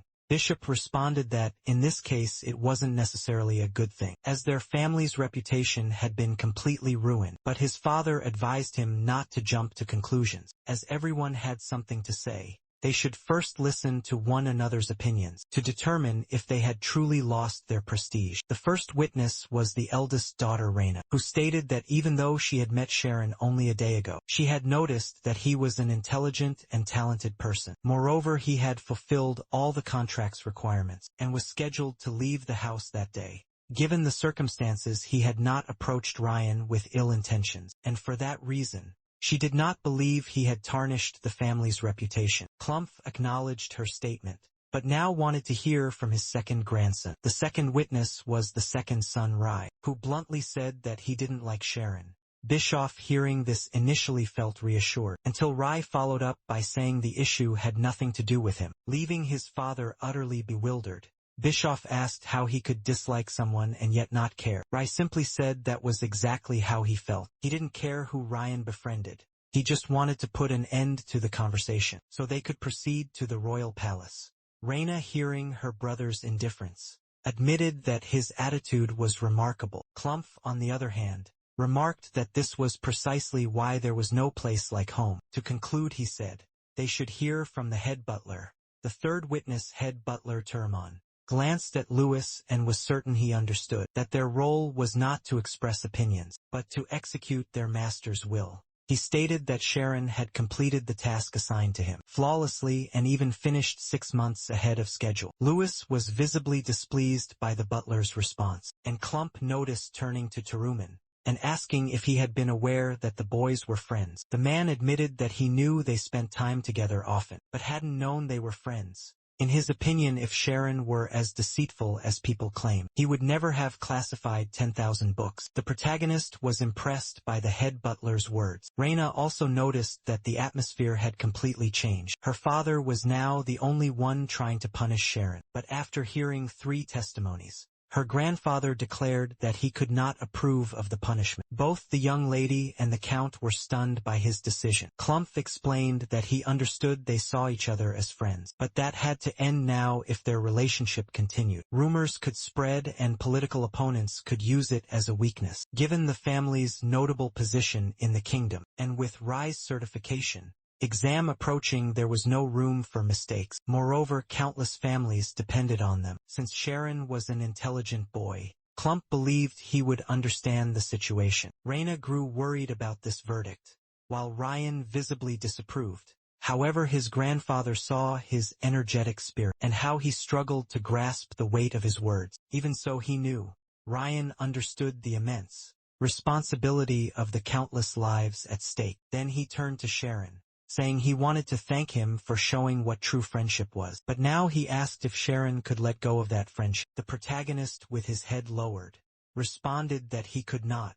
Everyone was stunned, even Ryan, who hadn't expected that answer. But Sharon continued, saying that he was a burden to the young master, and he didn't mind if they never saw each other again. However, that did not mean he could think of Ryan as anything other than a friend. Taking that into account, he would follow any order given to him. Ryan, hearing this, admitted he felt ashamed, because he felt relieved that Sharon wouldn't lose his life. It was as if a part of him had been saved.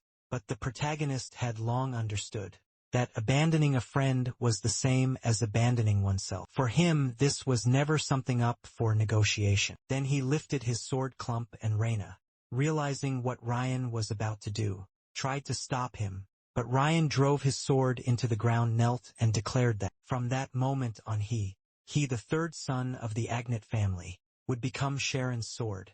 His father, upon hearing that, was enraged and let out a deafening roar, calling him a fool. The origins of the Knight's Oath traced back to the founding of the Kingdom of Thormia, an era of chaos, where both small and great nations constantly fought for territory. Adlof I, the strongest man of his time, succeeded in unifying the land and established the Kingdom of Thormia. However, the newly founded kingdom had to face its powerful neighboring nations. Therefore, instead of being completely purged, the defeated kings were allowed to govern their own territories. Directly, this process led to the creation of the Knight's Oath. In exchange for becoming the sword wielded by their master, they were granted noble status. Thus, the Knight's Oath became the foundation of nobility. Breaking this oath meant becoming less respected than a rabid dog. Ryan was pleased with what he had done, and seeing everyone's reaction, he admitted that he had certainly caused an uproar. Immediately, Sharon questioned what the young master was doing. His grandfather, however,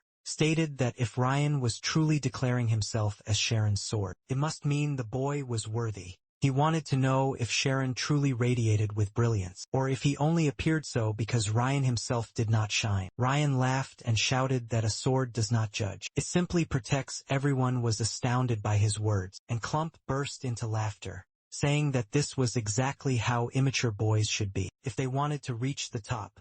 He praised Ryan's way with words, but remarked that his swordsmanship was weak, making him feel bad for Sharon, who ended up with a sword like his grandson. The 3rd-class swordsman stood up and approached the protagonist, stating that everything was settled.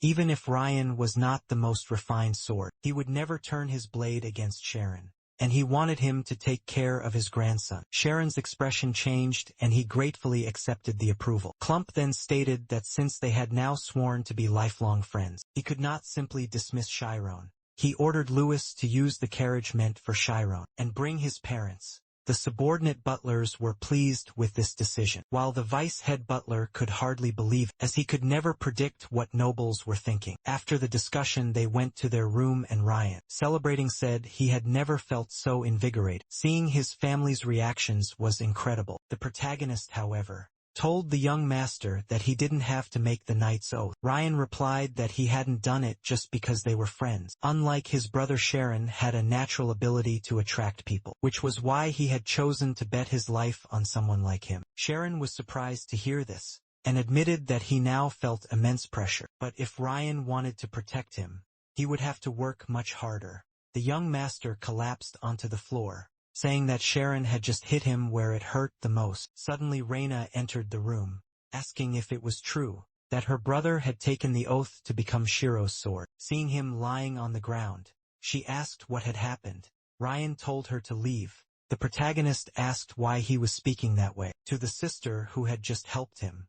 Reina stated that she was only there because she had information about their political opponents. Now intrigued, the young master asked what they were up to. Reina explained that their grandfather and father were absolutely furious. After all, Ryan had played the Knight's Oath card, and now they were planning their next move. The Count was considering enrolling both Ryan and Sharon in the Kaizen Swordsmanship Academy. She turned to the protagonist and asked if he had said he had talent in swordsmanship. Sharon deduced that someone must have said something to bring things to this point. Reina revealed that since Sharon was now a member of the family, they had acknowledged his talent and were willing to invest in his future for Ryan's sake. Ryan, annoyed that he was being sent to school without his consent, complained that he had just been granted freedom to do as he pleased. His sister stomped on him, calling him an idiot for still wanting to play after all the chaos he had caused. The young master protested that Sharon would not go to a swordsmanship academy because he wanted to be a mage and had already opened his spiritual zone. Surprised, Reina asked if that was true. However, she soon found it amusing that her brother had sworn his loyalty to a future mage, remarking that there had to be a limit to how useless he could be. Irritated, Ryan told her to leave, but she remained and continued listening. The protagonist explained that when he fought the young master, he used synesthesia to tap into his spiritual zone, allowing him to read movements and secure his victory. Reina admitted that it was an impressive approach, and that it was likely possible, given that the density of the spiritual zone was quite high. Sharon felt embarrassed hearing that, but Reina told him he was incredible. From what she had learned at school, the more he concentrated, the more solidified his zone would become, which was an amazing feat. Watching how the protagonist reacted around her, Reina realized he was shy, so much so that she doubted he would ever manage to date someone. Then she told her brother that she would talk to their grandfather about Sharon's future and the conditions regarding his enrollment in the Swordsmanship Academy. Meanwhile, the young master kept wondering what would happen to his instructor. His sister replied that Ravi was already aware of everything, so he had decided to terminate his contract and would bid farewell in the morning. Ryan was shocked to hear this. Looking at the sword he had taken from his instructor, he could already feel how much he would miss him. After a while, Tomio entered the room, announcing that Chiron's family had arrived and was waiting in the reception hall. The head of the family had given permission for him to go ahead if he wished. Reina asked the protagonist what he wanted to do. Without hesitation, he replied that he would go down immediately. He quickly descended the stairs, moving so fast that the butlers warned him to be careful, as that section of the staircase was particularly steep. But the protagonist says that they could speak to him the same way they did before, since it wasn't as if he had become a noble. The butlers, upon hearing this, say that they cannot, otherwise their heads would roll. But Sharon asks them not to worry since he wouldn't tell anyone. They reply that even so I couldn't. Quickly they arrive at the reception room, and the protagonist opens the door to find his father and mother running towards them and embracing them. The protagonist notices that they had lost weight and had probably been worried, thinking he might not return alive. But his mother tells him not to worry, as she has been eating and living well.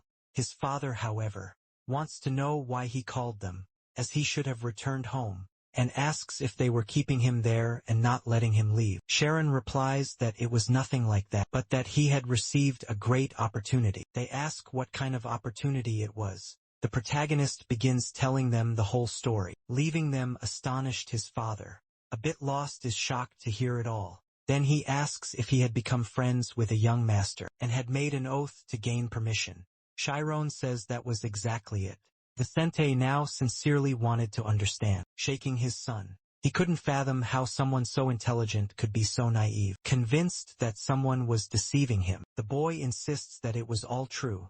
His father grows desperate, as everyone says that once someone enters a noble's household, they never return. Alina does everything she can to make her husband stop. Just then, the noble enters the room along with his children, introducing himself as well as Ryan and Reina, saying it was a pleasure to meet them. Vicente and Olina are startled upon seeing them, and quickly bow their heads, introducing themselves as Chiron's parents, and asking how noble people could come to such a place. The young lady responds asking if the protagonist hadn't told them. Vicente becomes even more shocked, and asks if everything his son had said was actually true, as it seemed impossible after the introductions. They move to the dining hall where a banquet awaits them. The protagonist's parents feel lost amidst so much formality, and even more so after they finish eating and proceed to have tea. Vicente still wonders what is happening for them to be treated in such a manner, since he does not understand what a knight's oath entails, nor why everyone is treating a woodcutter's family with such respect. He realizes that he must clarify the situation once and for all, and thus expresses his gratitude for how well they think of his son, but also admits his concern for a young master of the Ogon family. To make such an oath is not something easy to believe. The count responds that, to be honest, it is somewhat unpleasant. However, for Ogant, a family that respects its policies, the knight's oath is absolute, and if they were to treat it as insignificant, it would result in wounding Ryan's pride. That is why they would start using honorifics from that day on, and they need not feel uncomfortable, since the Ogant family would spare no effort in supporting Sharon. Clump, upon hearing this, comments that it has been a long time since he has heard something so correct. The protagonist, observing all of this, thinks that for someone to make such a calm decision and be called a person of great pride and conviction was fitting, and even though he was left with the difficult decision of taking a commoner under his wing, he feared no one. The count states that Sharon is a user of the spiritual zone, something that cannot be attained through mere effort, but only through true talent, and since his goal is to become a mage, if he wants to obtain an unofficial mage license as soon as possible, the Alpheus Magic Academy, one of the most prestigious schools in the entire kingdom, would be suitable. However, he is not saying he should attend the school just to become a mage, but rather not to do it out of altruism for those without privilege. His father, upon hearing this, remarks that he has no consideration for commoners. Vicente once again feels lost in this conversation, and is surprised to learn that his son is going to become a mage, as he thought it was an impossible dream of his child. But Bischoff points out a problem. The boy's identity, since magic schools are exclusive, they do not permit the enrollment of anyone other than noble children. However, Clump states that there is only one solution. He would like to adopt Sharon as his son. Vicente is left paralyzed upon hearing this, but it was the only option they had been able to come up with. During the family meeting, the count says that he had an immature cousin who had no children, and if Sharon's name were added to his cousin's records, the problem would be solved. He also explains that he did not intend to steal their son. It was merely a legal document. However, with this, Sharon would become a noble. Vicente could not believe it, as he could not imagine someone receiving the opportunity to change their identity. But if he did this, it would be like having his own son taken away. He then wonders what his son wanted to hear from his father, and looking into his eyes, he thinks that perhaps Sharon had already made his decision. But the protagonist squeezes his father's hand, and says that he does not agree, because he is his father's son, and cannot become the adopted son of someone else. Vicente can barely believe it, while Reina tells the protagonist that it would be just a piece of paper, and that, of course, they would still treat his current parents as his real ones, allowing him to achieve his dreams without anything changing. Clump adds that the boy would become a noble, an opportunity that does not come to just anyone. Sharon replies that if he had to change his father, he would rather live as a commoner. However, a third-class swordsman interjects, saying that a commoner cannot enroll in the Magic Academy. The protagonist then states that he simply will not go to the academy. Clump counters that in doing so, he would never become a mage, but the protagonist agrees, leaving everyone shocked by his reaction. The old man stands up and asks Sharon why he is so stubborn, insisting that the world is not so easy. There are things one must give up to succeed, and if he cannot do that, then his dream is nothing but a trivial fantasy. The protagonist says that he can indeed call it that, leaving Clump astonished by his response. Vicente is deeply moved as he watches his son, who declares that no matter how incredible his dream may be, it is something he received from his parents. They are his roots and his dreams are nourished by them. Being able to read and having the chance to work at the Ogun household was possible, thanks to his parents who were his foundation. This once-in-a-lifetime opportunity before him was nothing compared to the opportunities given to him by his parents. To say that he should deny his roots now was no different from telling him to wither away and lose his life. He then thanks them for the offer, but states that his parents are the two standing before him. Clump, still standing as he listens, wonders if this is a matter of guilt or ethics, but is left confused by this reasoning. Suddenly Vicente bows his head and pleads for them to take Sharon as their adopted son. The boy is shocked by his father's actions, but Clump quickly states that he understands what Vicente means, though what the protagonist wants is also important. However, the woodcutter then reveals that Sharon is not his biological son, as he was unable to have children. Olina is stunned, unable to believe that her husband said that, while the protagonist is left speechless. Vicente explains that when Sharon was a child, they found him abandoned and alone, and although he was sure they might have already suspected this, he was certain that Sharon came from a noble family. If Sharon were adopted by a noble family, he could return to his place of origin. This revelation leaves everyone in shock.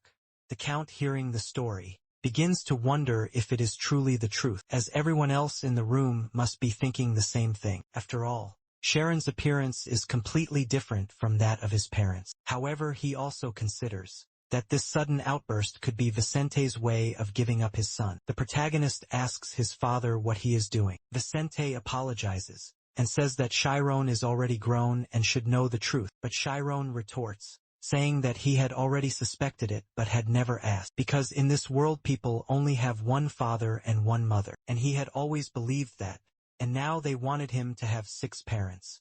Vicente, his eyes filled with tears, says that he does not want Chiron to give up on his dreams because of him, but the protagonist insists that he is not giving up. He believes that as long as he keeps trying, the opportunity will come. He then asks if his father had never once considered how he felt, for no one in the world wants to be abandoned by their parents. For a second time his father takes his hand and admits that he had just done exactly that. He blames himself and promises to never give up on him, begging for his son's forgiveness, as Sharon is his everything. Clump comments that some of Vicente's actions towards his son may have caused pain at times, and acknowledges that being a father is incredibly difficult. He then tells Bischoff that he too struggled a lot raising his son alone. Bischoff remains silent in response. Meanwhile, Ryan, despite his usual lack of expression, cannot stop crying. The Count tells his father that he has heard of a special consideration available at the Magic Academy that they might be able to use. Clump asks what needs to be done to make it happen. Bischoff asks his father if it was truly impossible, since he had heard that he owed him a favor. The old man starts smiling and says that, for someone who always follows the same principles, being stubborn is not the best course of action. The Count takes a deep breath and reminds his father that he had done the same thing to secure the position of head of the family. Clump replies that it was all for his benefit. 3 days later, before Ryan left for the fencing academy, under the grace of the main family, his family was allowed to stay at the Ogun household. The protagonist's father continued apologizing, and Sharon didn't know how long his father would keep that in his mind. For the first time, Sharon and Ryan had free time together, which they used to talk and laugh. Then 3 days later, as the protagonist stood in front of the mansion, he noticed Ryan crying. He didn't want to get into the carriage because he had to leave for the fencing academy. He wanted to enroll next year, just like Sharon, who said he wasn't even sure if he would be able to enter the Magic Academy. Under the special condition but they would meet again during the holidays. The young master places a hand on the protagonist's shoulder and tells him to become a mage, because he himself would become the strongest swordsman and the one who would protect him. Reina approaches and smacks her brother, telling him to focus on graduating. She then tells Sharon not to worry and to spend time with his family, as their father would ensure his enrollment in the academy. The protagonist reassures her that everything is fine, and thanks everyone for their support. The young master admits that Sharon is a peculiar boy. At first he thought he was just as cute as his younger brother, but Sharon was actually very considerate and had a strong mindset, since he didn't bow his head, even in a terrifying situation. The girl starts to say something about when Sharon graduates, but immediately regrets it, realizing she didn't even know what she was thinking. After all, he was just a boy stepping into a new world, the world of the Magic Academy. She corrects herself and instead tells him to do his best, as she is sure he will become a mage. The protagonist asks her to take good care of Ryan. After their conversation, they board separate carriages and begin their journey. As soon as they start moving, the young master starts shouting Sharon's name. Sharon sticks his head out of the carriage window and hears the young master yell that, when he gets to the Magic Academy, he should crush everyone smiling. The protagonist responds that Ryan should do the same. The encounter between these two impetuous youths would later be remembered as the beginning of the incident that shook the very foundations of the world at Alpheus Magic Academy. Meanwhile, Clump sits down to have a cup of tea with the headmaster and remarks that given that he had been thinking for 30 minutes, he was expecting a positive response. Murray replies that despite their 50-year friendship, he cannot grant the request. The swordsman is astonished by this answer and asks if he has any idea what he went through in his youth. Because of him, the headmaster, hearing this, acknowledges that this seems to be an urgent matter. However, the special condition was not created to help nobles gain entry. Many requests are made every year, but the special condition has its own strict requirements. Clump, hearing this, cannot believe that the old man made him wait all this time. For nothing, he insists that this request is different. The headmaster, intrigued, comments that it must be something interesting, since he hadn't seen Clump make that expression in years. The swordsman clarifies that he is not asking for an unworthy person to be accepted. On the contrary, the boy is a friend of his grandson, and when he first saw him, he had the impression of looking at a younger version of himself. Mary asks that if the boy is truly so talented, why did he not take the traditional path?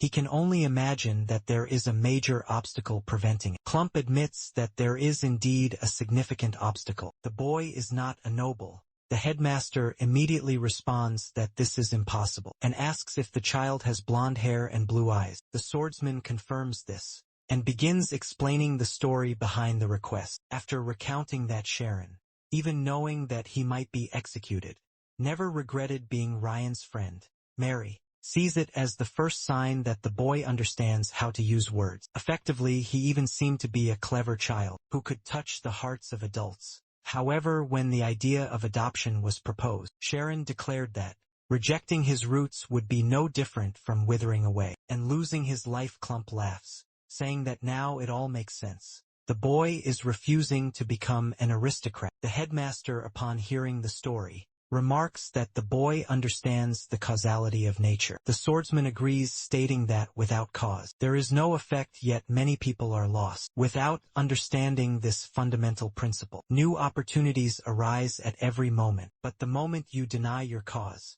in other words, the foundation that builds you, you lose everything you have, and never compromise what you believe is right. He asks Mehi if that doesn't remind him of when he was younger. The old man says that not compromising means that, while you can influence others with virtue, you can also overflow with judgment, and he thought that was too dangerous. Clump, hearing that, asks if he still hasn't forgiven himself, even after doing enough and nurturing countless talents. It was time to forgive himself.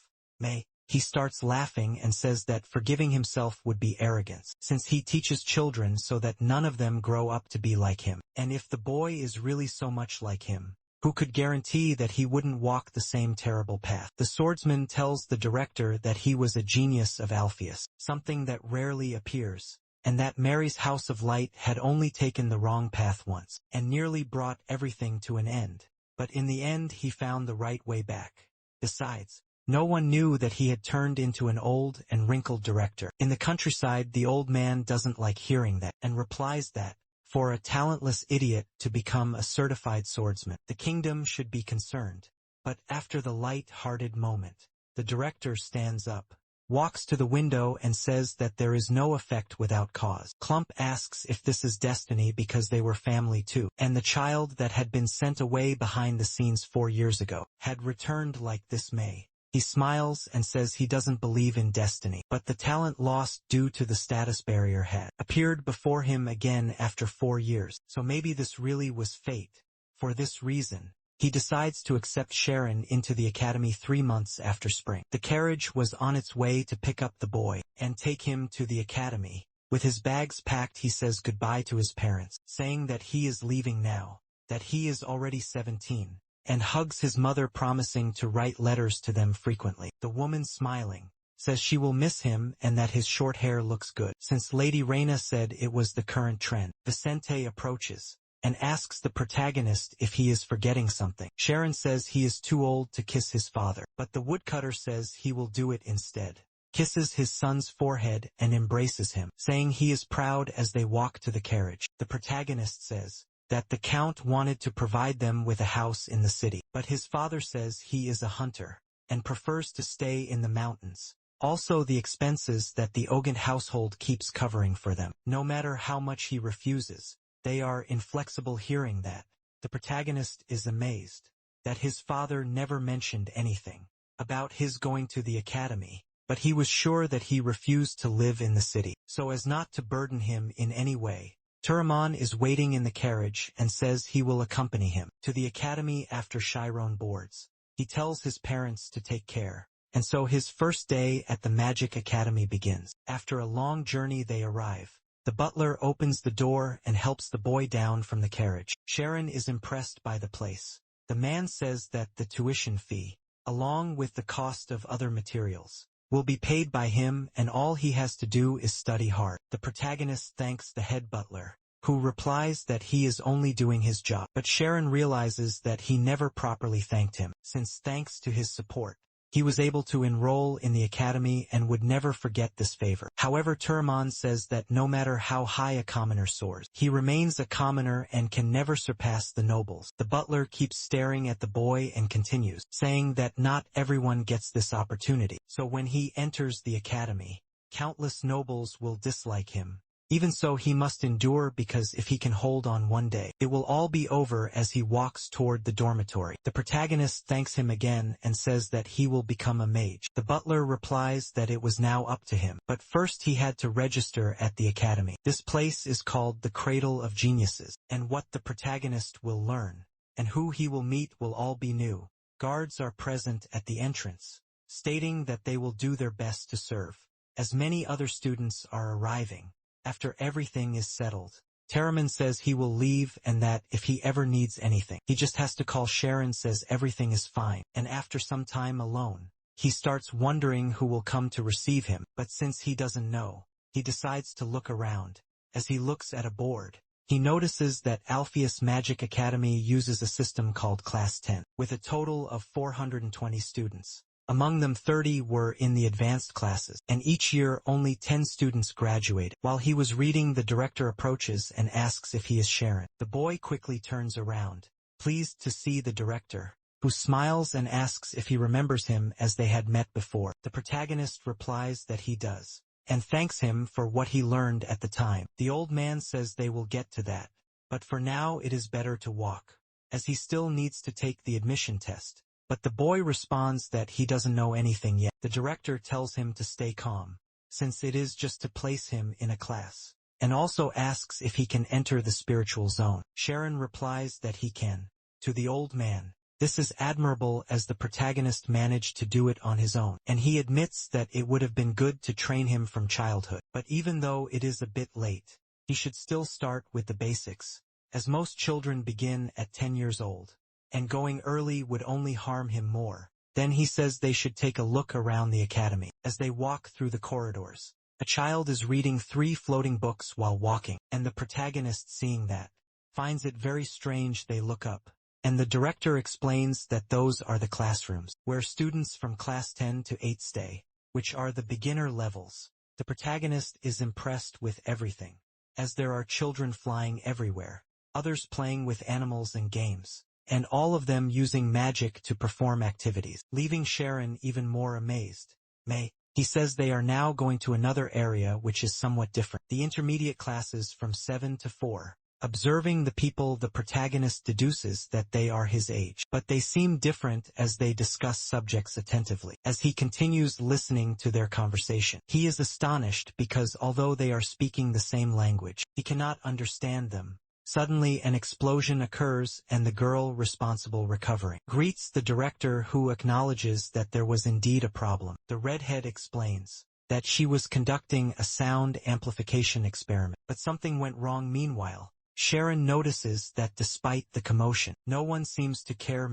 He continues talking to the girl and asks her to check if the electric force is balanced. She thanks him and says she will try again. The protagonist, seeing how all these people act, feels as if he has entered a different world. As they continue walking, Amy passes near them. After leaving the classrooms, Sharon notices a notice board displaying the rankings of all intermediate students. Seeing that someone is ranked first, the protagonist wonders if this girl is the noble he met once, and finds it incredible that everyone there has the same talent as he does. But he never imagined that she would be above everyone else. He admits that he also wants to reach that level, so he decides to start studying from the basics, as he now wants to challenge the ranked students. Then he hears someone calling Amy to follow them. The protagonist realizes that this is the name of the top-ranked student in the intermediate class, and upon seeing her immediately remembers what happened years ago when, after using magic on her underlings,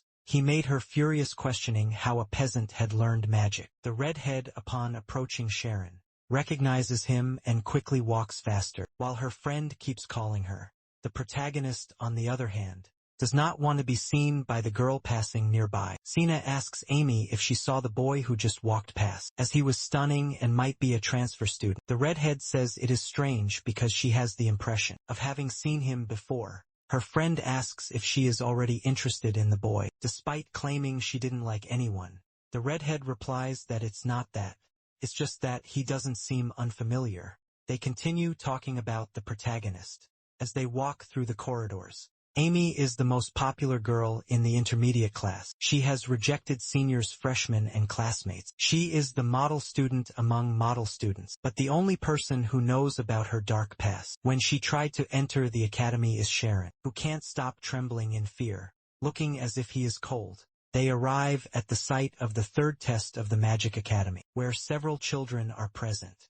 The director, seeing this, is surprised that it is not over yet, and asks the protagonist to carefully observe what the child, in the center of the room, is doing. He says that when he enters the spiritual zone, he will feel that the letters on the ground are different, and the way he perceives them will help him interpret the size, flexibility, and disposition of the spiritual zone. But he warns that he must answer honestly. Sharon says he understands and thinks it sounds really cool. The teacher asks Cammy to use magic. The child says he can levitate objects. The teachers then ask him to enter the spiritual zone. Cammy quickly focuses and says he has already entered. The examiner asks what the farthest number is. The boy responds that it is 6, which surprises them. The director explains that 6 means his spiritual zone's diameter is 6 meters. The teachers now ask what the strongest color is. Cammy responds that it is red. Hearing this, they acknowledge that he is a divergent type, meaning his spiritual zone is slightly larger than normal for his age. The examiner asks if he can see a giant tower. The child responds that it is to his left. The next question is about temperature. Cammy says it feels a little warm since he is sweating slightly. After finishing the test, the teacher says it was a good job, and that this year's students are impressive. Thad comments that the zone of the student might actually had a 12-meter diameter, showing that the quality of students has increased. Next is Sharon, and the director tells him not to feel pressure, and to just show what he knows. The teacher realizes that this boy is the one taking the special admission condition that the director mentioned before. Maya finds the protagonist peculiar, not belonging to a known family, and looking at his file, They realized that his talent was discovered a little late. The teacher states that while the boy might be special in the world, in this academy he will be trampled. Thad asks Sharon if he can use magic. He replies that he cannot since he has not learned anything yet. The examiner is surprised and says that even if he doesn't know how, maybe they can make something happen. The director acknowledges that this is correct, as magic is the act of bringing knowledge into the mind, and noble children learn many things early on, so naturally they end up using magic. But this boy has no prior knowledge. Dad asks the protagonist to enter the spiritual zone. With his head lowered, Sharon says he will try. The teachers, seeing his reaction, claim this is just another case of nepotism. The protagonist quickly enters the spiritual zone. He begins to see everything differently, surprised by the experience. Thad asks what the farthest number he can see is. The protagonist remains silent with his eyes closed. The professor starts calling him Sina. Another teacher suggests that the boy might be embarrassed. The director tells Sharon to answer honestly, since they are not ranking him, but simply trying to determine the best way to educate him. The protagonist says he sees a number, but it is too far for him to read. That explains that it is not based on vision, but on what he feels. Sharon responds that he cannot feel it because it keeps going farther. The professor finds this odd and asks him to say just the first digits. The protagonist concentrates and begins to say, is 3.1 for the teachers are astonished, and Sina states that this number does not exist in their measurement system. The protagonist replies that it is what he sees. The teacher wonders if this is serious, as there are rare cases where the value is pi, which means the zone has surpassed the limit they set at 30 meters. Sina asks what the strongest color in his zone is. The protagonist answers that it is entirely blue, which leaves everyone impressed, since it indicates a convergence type zone, showing that it is truly vast.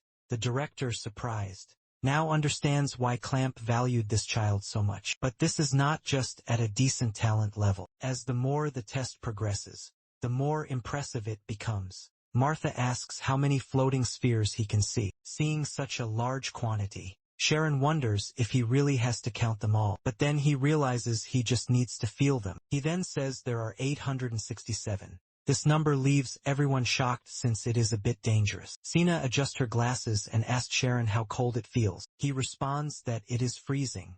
The teacher says this is expected, as it indicates he is a convergence type and defensive, with excellent durability. With a few more notes they finish, and Sina states that they need to hold a meeting to decide which classes the new students will be placed in, and that all new students should wait outside.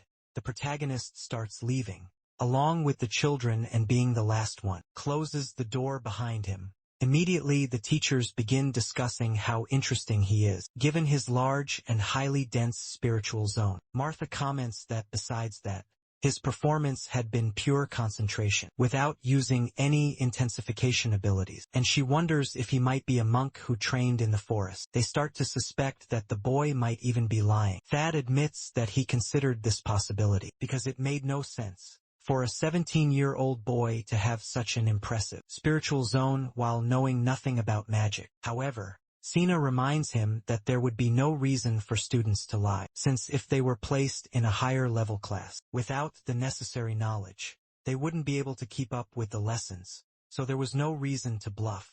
Moreover, it seemed like they had forgotten that pi appears as an error in the code, and it wasn't something a mere student could mention. Just to seek attention, the professor does not like hearing that. But soon the director approaches and asks, where would be a suitable place to place him? Sina, a rank 6 mage, says that Class 6 studies the development of the spiritual zone and its theory, while Class 5 starts learning real magic. And since the student zone was almost complete, she recommends Class 5. However, Thad opposes, arguing that he is a 17-year-old boy with no knowledge of magic and could cause problems, so it would be better to teach him the basics first. The teacher acknowledges that this may be true, but not all students are like him. This irritates the man, who accuses her of simply wanting to manage the new student's class. He asks what is wrong with wanting to teach a talented student, while the teachers argue. The senior staff converse with the director, and Beth says that Thad has a point, since even though Sharon has great talent, he is still a young student, making Class 10 a better choice. Sakura agrees, saying that he might lose motivation, since the age group wouldn't match his. and that it might be better to postpone his classification and monitor him for a while. Martha suggests that Class 7 is appropriate, since it is high level, and also includes basic lessons on spiritual zones. If the boy truly has talent, they can promote him to a higher class, making it a good option. Hearing this, the director tells the teacher that her words are correct, and that Sharon will be placed in Class 7.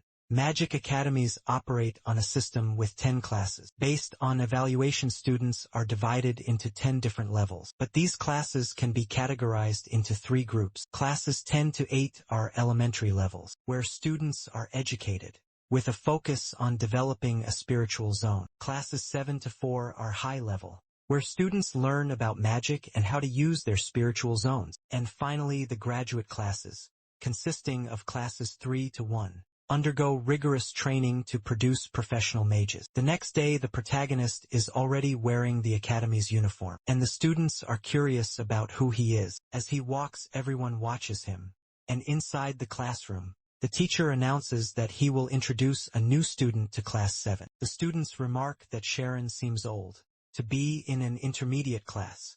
Upon enrollment, the protagonist introduces himself and states his name to everyone. They welcome him, and the protagonist acknowledges that he has finally entered Alpheus Magic Academy, whose area spans an entire mountain, covering 75,425 kilometers, including the dormitories. It has more than 33 buildings and 40 training centers. Even though students are not allowed to leave on weekdays, this is not inconvenient, since most facilities are within the school grounds. Classes end at 5 in the afternoon, and the time afterward is free. But students either go to the library, which is open 24 hours a day, or form research associations with other students, fueling their thirst for knowledge. All of this is the driving force behind a prestigious school. However, for the protagonist, as expected, the classes are difficult. There are many subjects the knowledge is advanced, and it is serious enough that even nobles struggle. However, by using every possible method, Sharon manages to grasp the core of the knowledge. According to the chronological history recorded in Sharon's mind, all the world's knowledge gradually began to accumulate. Martha announces that the morning classes have ended. The protagonist is slightly tense,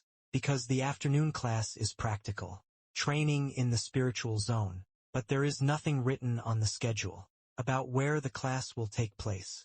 He starts thinking about whom to ask, until he sees someone who appears to be his age. He approaches the girl and asks if she knows where the training center they need to go to is located. Kaori is startled and asks if he is talking to her. The protagonist replies that he is and realizes that she is shy, but the girl explains to Chiron that the practice will take place in the second combined training center. He asks with whom, and Kaori responds that all intermediate classes train together twice a week, and that today would only be an orientation session. The protagonist is slightly confused, because he is not sure if he is in the same group. In the afternoon at the second combined training center, students admire Amy wherever she walks. She moves alongside her friend Ollie, and the protagonist, watching from afar, acknowledges that she is quite popular, but is someone he would rather avoid if possible. However, with 2 combined training sessions per week, it is inevitable, especially since seniors and freshmen are interacting a lot. Soon, the specialist in spiritual zones, Atella, introduces herself to everyone and says that there must be a student who transferred into the class, alongside the star of the year.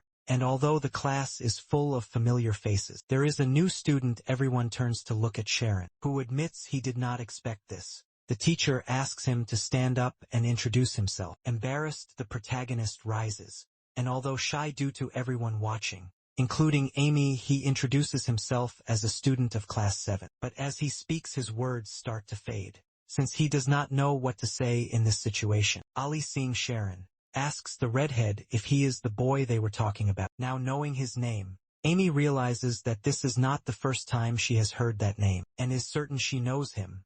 Hannah, standing next to Ali, asks if she knows that.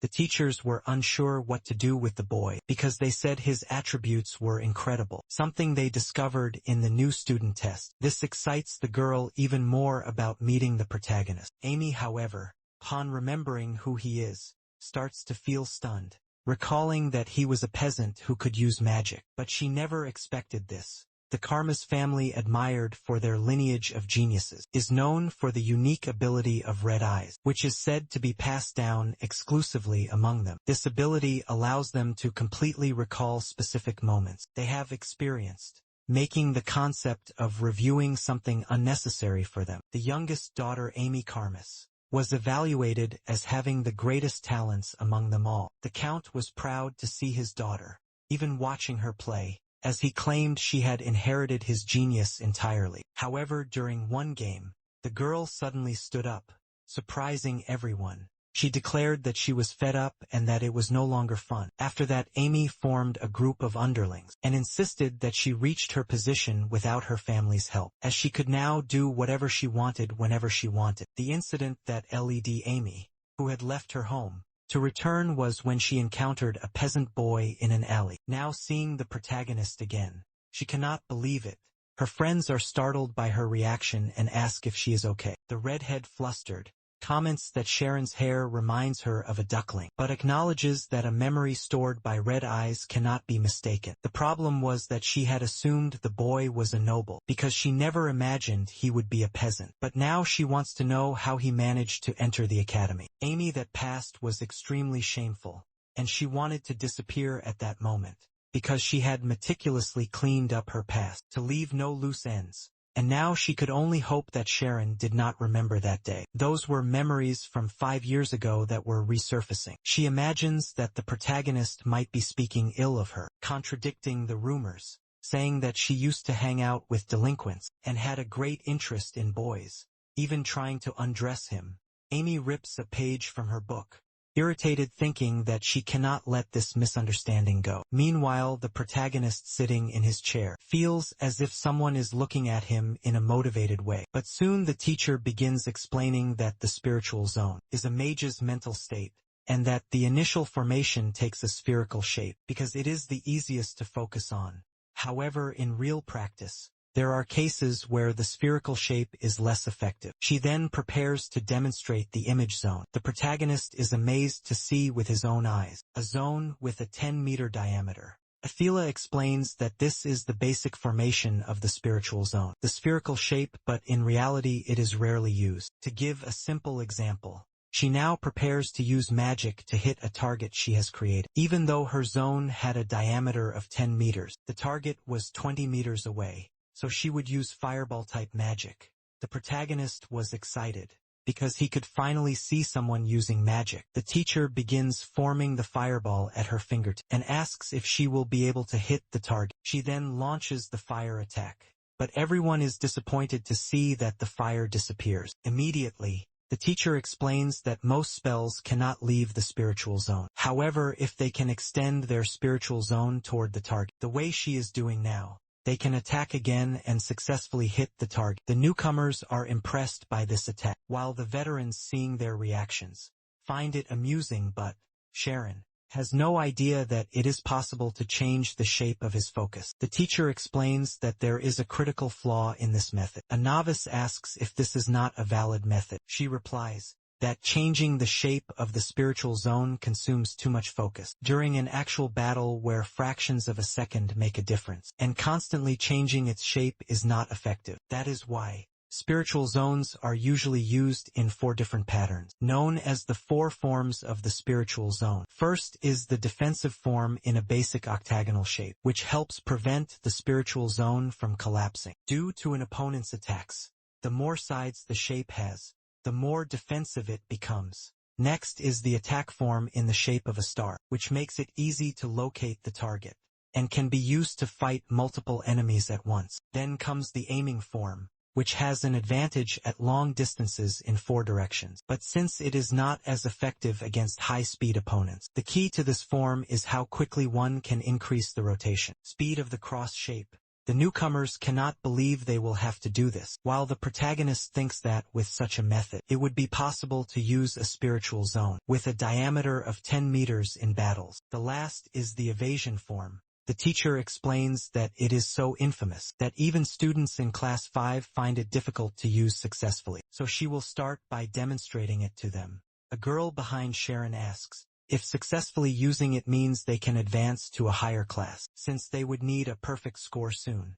Atella begins the demonstration, and the questioning students are left in awe, just like Sharon, who watches the teacher's spiritual zone extend from her body. He begins to understand that, since the spiritual zone is a mage's mental state, it might be possible to separate thoughts from the body. Even so, he has doubts about what lies within it. The teacher explains that the evasion form is incredibly difficult, to the point that there are mages who specialize solely in it. However, since the mage is not at the center, there are no movement restrictions. Everyone is amazed by this information, and students wonder how the teacher does it in the blink of an eye, given how complicated it is to enter the zone. The protagonist admits that despite her appearance, the teacher is extremely talented.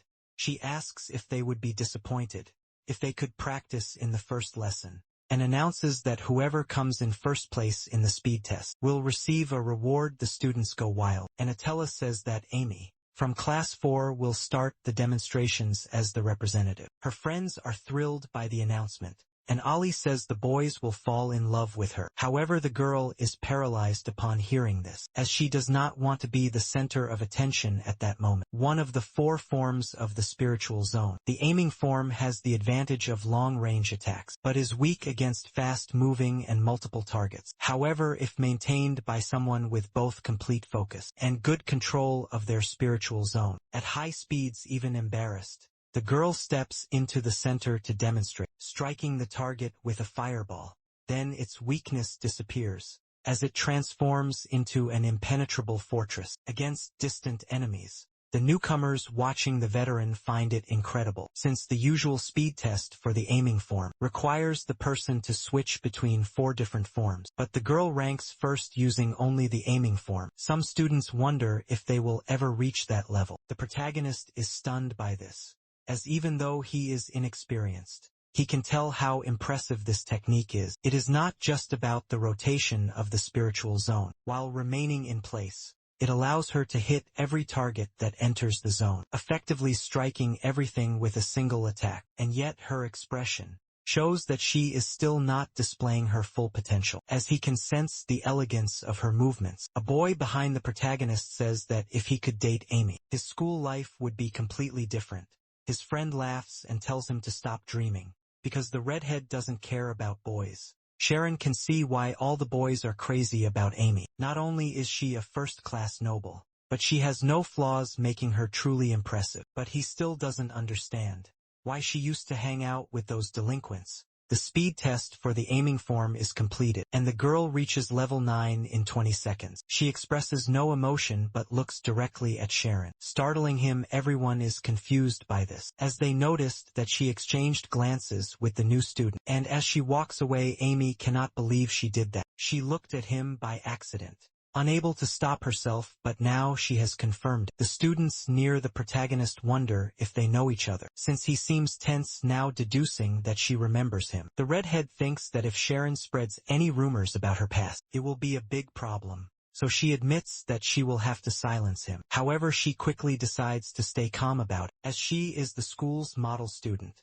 and even if he said something, his words would hold no weight. Ali asks Amy if something happened in the image zone, because her face is completely red, but she replies that it was nothing. After the demonstration, the practical class begins. Divided by class levels, the teacher explains that members of Class 7 will start by practicing the defense form, since it is best to consistently perfect at least the defense form, as mages must maintain their focus to survive in chaotic battlefields. The protagonist begins to concentrate, and thinks that the trick is to feel as if he is restraining and condensing his consciousness. By doing so, he condenses the spiritual zone and creates a structure, then strengthens the foundation to prevent collapse. It does not take long for Sharon to realize that he has succeeded, but since he cannot visualize it, he cannot confirm it, so he thinks it would be easier if he could see it. He then asks Atella if he can try using the image zone. She is surprised by the request and says that originally, veteran students were supposed to use it first, but since no one is using it yet,